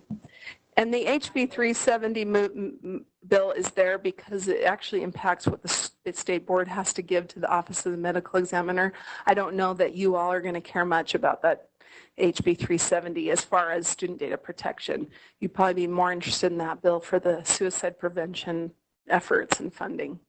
Just high level, what are the high level points of 207? The high level points are essentially modifying terms so that they're more closely aligned with FERPA requirements. We had enough kind of distinctions of terms being used in our state code and what FERPA uses that it was creating problems for your records and data managers and your attorneys. So it's pretty technical, and I think unless you're one of the records officers, you probably won't be interested much. So. With the House Bill 206, is a curriculum going to be provided for that refusal skills and pornography? And is it like in the maturation, or is it in the health classes, or where? 286. It would be what's normally provided in like grades 8 and 10 or 7 and 9, depending your health classes. And yes, there will be some instructional materials and support provided by our staff. Yeah. The other things that were talked about is we're not the only gatekeepers of this information we received today about the health curriculum or this other curriculum. It's going to be making its way through teaching and learning as well, Yes. right? Tomorrow I'll be meeting with curriculum directors. Thursday I'll be meeting with HR directors. Monday I'll be meeting with superintendents. So, yes, I know people are going to get so sick of me. We're like, Superintendent Dixon will be presenting with me a couple of times, so they'll get a little bit of variety. It won't just be the Angie show. Any other questions? I think I'm more passionate about it than she is. I'm such a weird policy nerd. That's probably why I got, this job works for me. Yes. And yeah. Thank you all. And thanks for all that you do for our districts and our students. And I mean, just thank you. I know this is a hard time. We've been receiving a lot of feedback about all of the supports that you all try to give to our educators, for our classroom teachers. I know it's a hard time in public ed, and we always do our best with the limited resources we have. But like I said, any data we can get, the more we can tell our story, the more resources we can show we need. I think we're going to be able to get those resources. And the last thing I wanted to end with, if you have an opportunity in the next couple of months or next year, as you're meeting with legislators, maybe they come to your district to take a tour or something, please thank them, not only for the $268 million, which is huge, but also this year, I feel like they passed less bills than they ever have. In my, since 2005, since I've been working with the legislature, there was less micromanaging. We had deeper, richer conversations. Most of the bills, like, for example, the student data privacy, it was really fixes that the public ed community identified and asked for.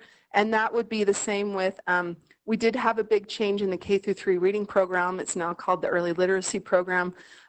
Most of the bills were really fixes and things that I think that public ed will support and will find as betterments. And we didn't see many like new big programs other than the counseling one, which was one we've been asking for. So it was a great session. Please thank your legislators. And thank you.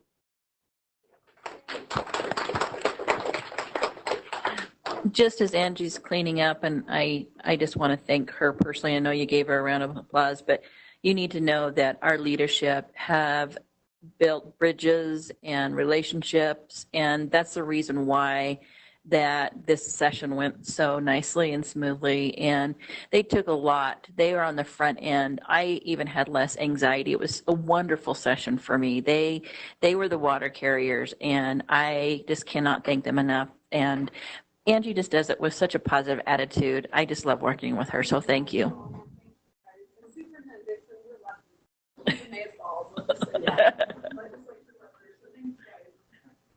And she's off. We made her late for her next meeting. It's always good to have this information and to have the questions. And I want to really thank you, too, for spending some time around the juvenile justice piece, because then Angie's going to take that back to like, oh, they had lots of questions around this. So we are listening to you, and we pass that information on to the folks that we interact with. Somebody told me once that USBE is the cream filling in an Oreo. And I went, what are you talking about?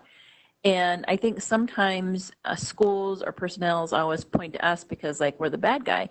Well, the reality is your conversations, and as a public citizen, they have those conversations with legislators. So there's the first layer, the cookie part, right? And then they pass the code, the statute that gets passed down, and you're the other section of the cookie. We're just that cream filling that's in between, that's trying to support you and help you. And that's why I started the meeting with, whatever you guys need for technical assistance, that's why this team is here. So please call upon them to help support you when these statutes get passed. And sometimes they're a lot. I know with 239 in the last year's session. It's a lot. And so I'm glad that you took that time to have that conversation. And we're hearing you. We're hearing what support you need. And I think especially, I don't see too many smaller LEAs here. There are a few, but out in the rural area, we hear a lot around, we need support, especially with the outcome of 239 in the last session. And so as Angie kind of alluded to, we're looking at what that means here. Without saying too much, just know that we're looking at some structure changes just in my little team here, as well as opening up some new FTEs that are going to be around restorative practices and school safety. In fact, school safety is the next thing I want to talk about. So since I said that, I just want to share with you. I'm hoping that 26.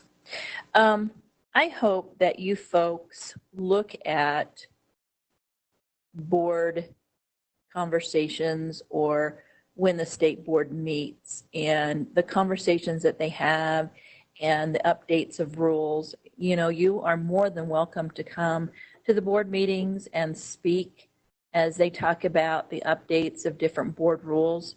And I would encourage you to do so because they will listen to you. If you have a problem, an issue, or support, anything like that, an area of concern when there is a tweak in a board rule, it's really important for you to have that voice. And so I encourage you to really look at what is on the agenda. And with that, the last board meeting, Deputy Superintendent Patty Norman took some time in a study session, and I wanted to share with you just a couple of slides.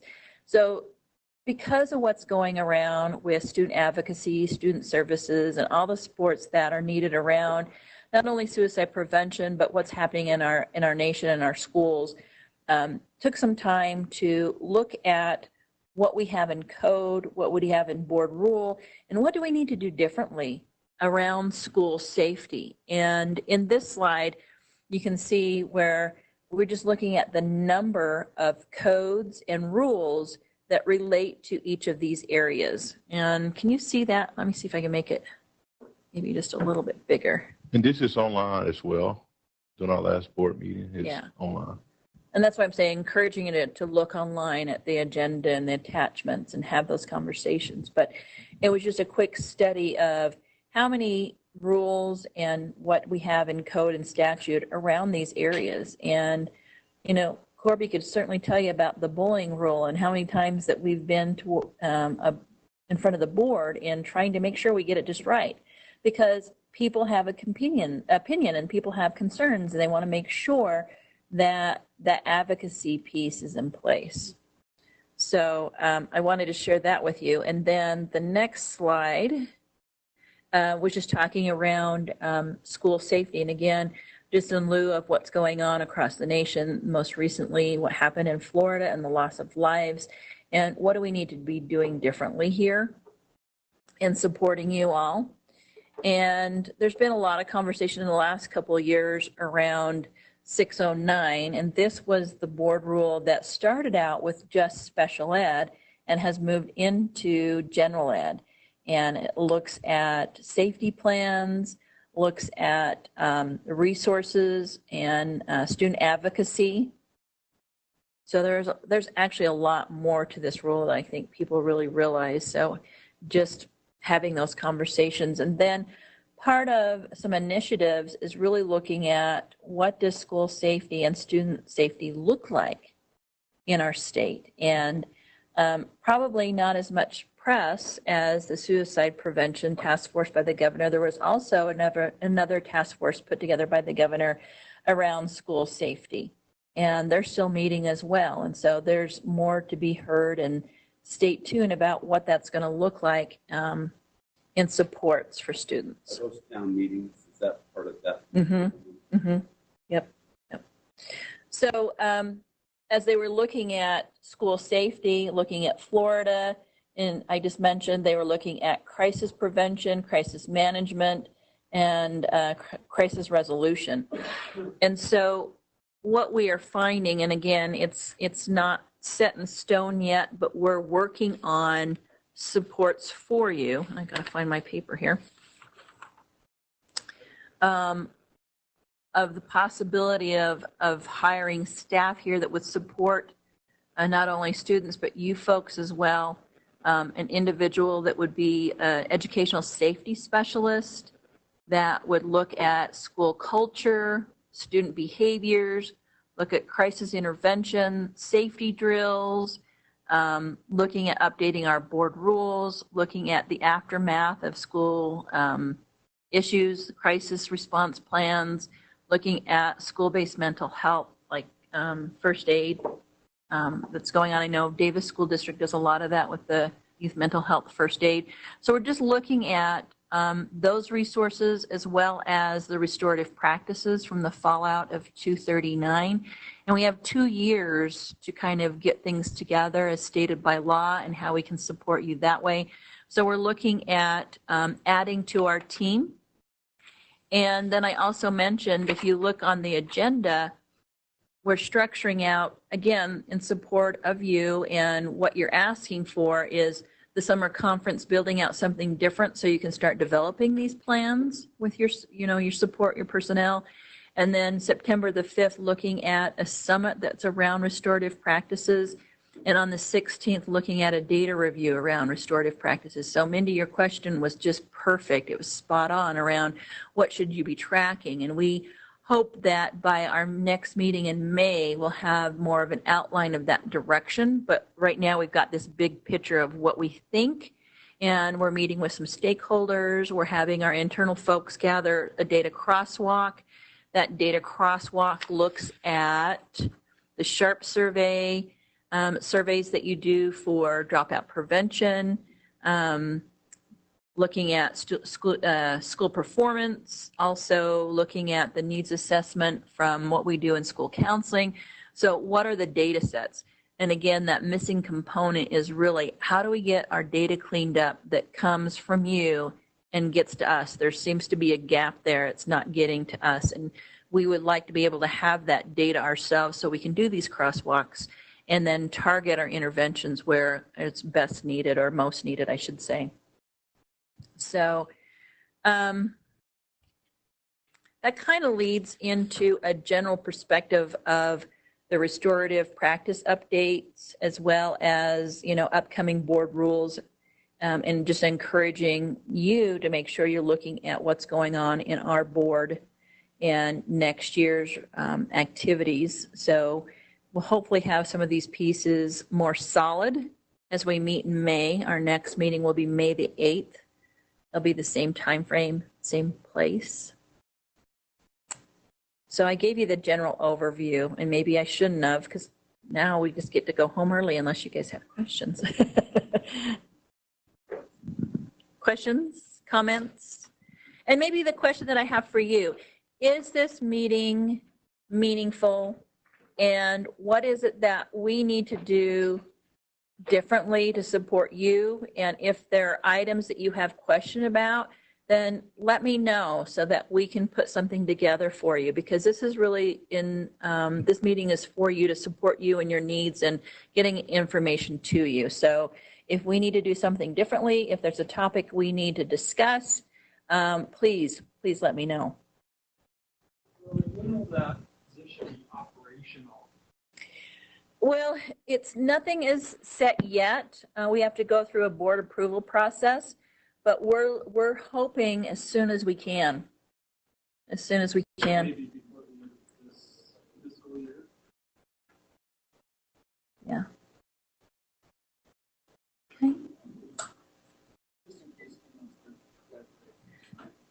Okay. Kim, you're ready to go? You got your resume up to date? Okay. Curtis, you?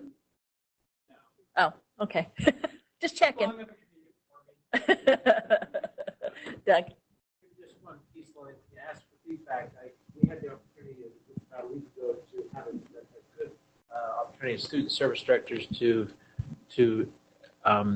collaborate a little bit at an association gathering.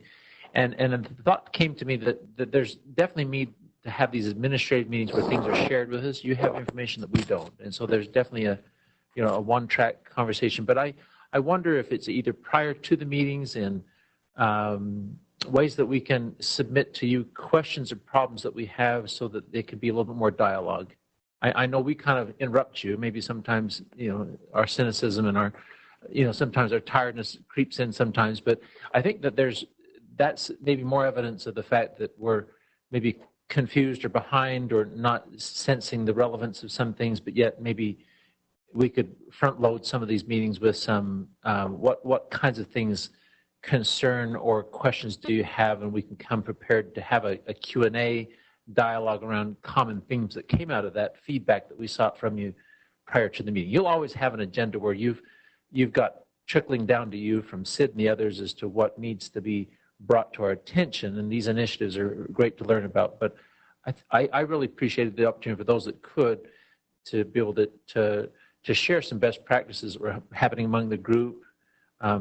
You said it yourself earlier, sometimes the board and even legislators get going places and they see these great things happening in Minnesota or in one of the Dakotas or something in Florida, and they think that's great, and then they come back and realize, well, let's get some legislation going, and we're back here saying, well, we're kind of doing a lot of that stuff. I just don't know if there's a vehicle by which we share back to you, or we share with each other some things where we've solved some problems, as opposed to kind of operating a little bit of a vacuum as far as of collaboration about what we're tripping up on, or what our wrestles are with restorative justice, or what are we finding as inroads with the chasm that's now here between us and the juvenile justice system, et cetera, et cetera. That's where the rubber hits the road for us a lot, and those conversations would be very helpful for us to have, even if it's that we stick around and think that as an association we want to have a meeting after the meeting, if not engage you in that conversation as well. Does that make sense? It does, and I'd love to be a part of those meetings, and I appreciate that gentle reminder because I try to do that. I know I'm not always good at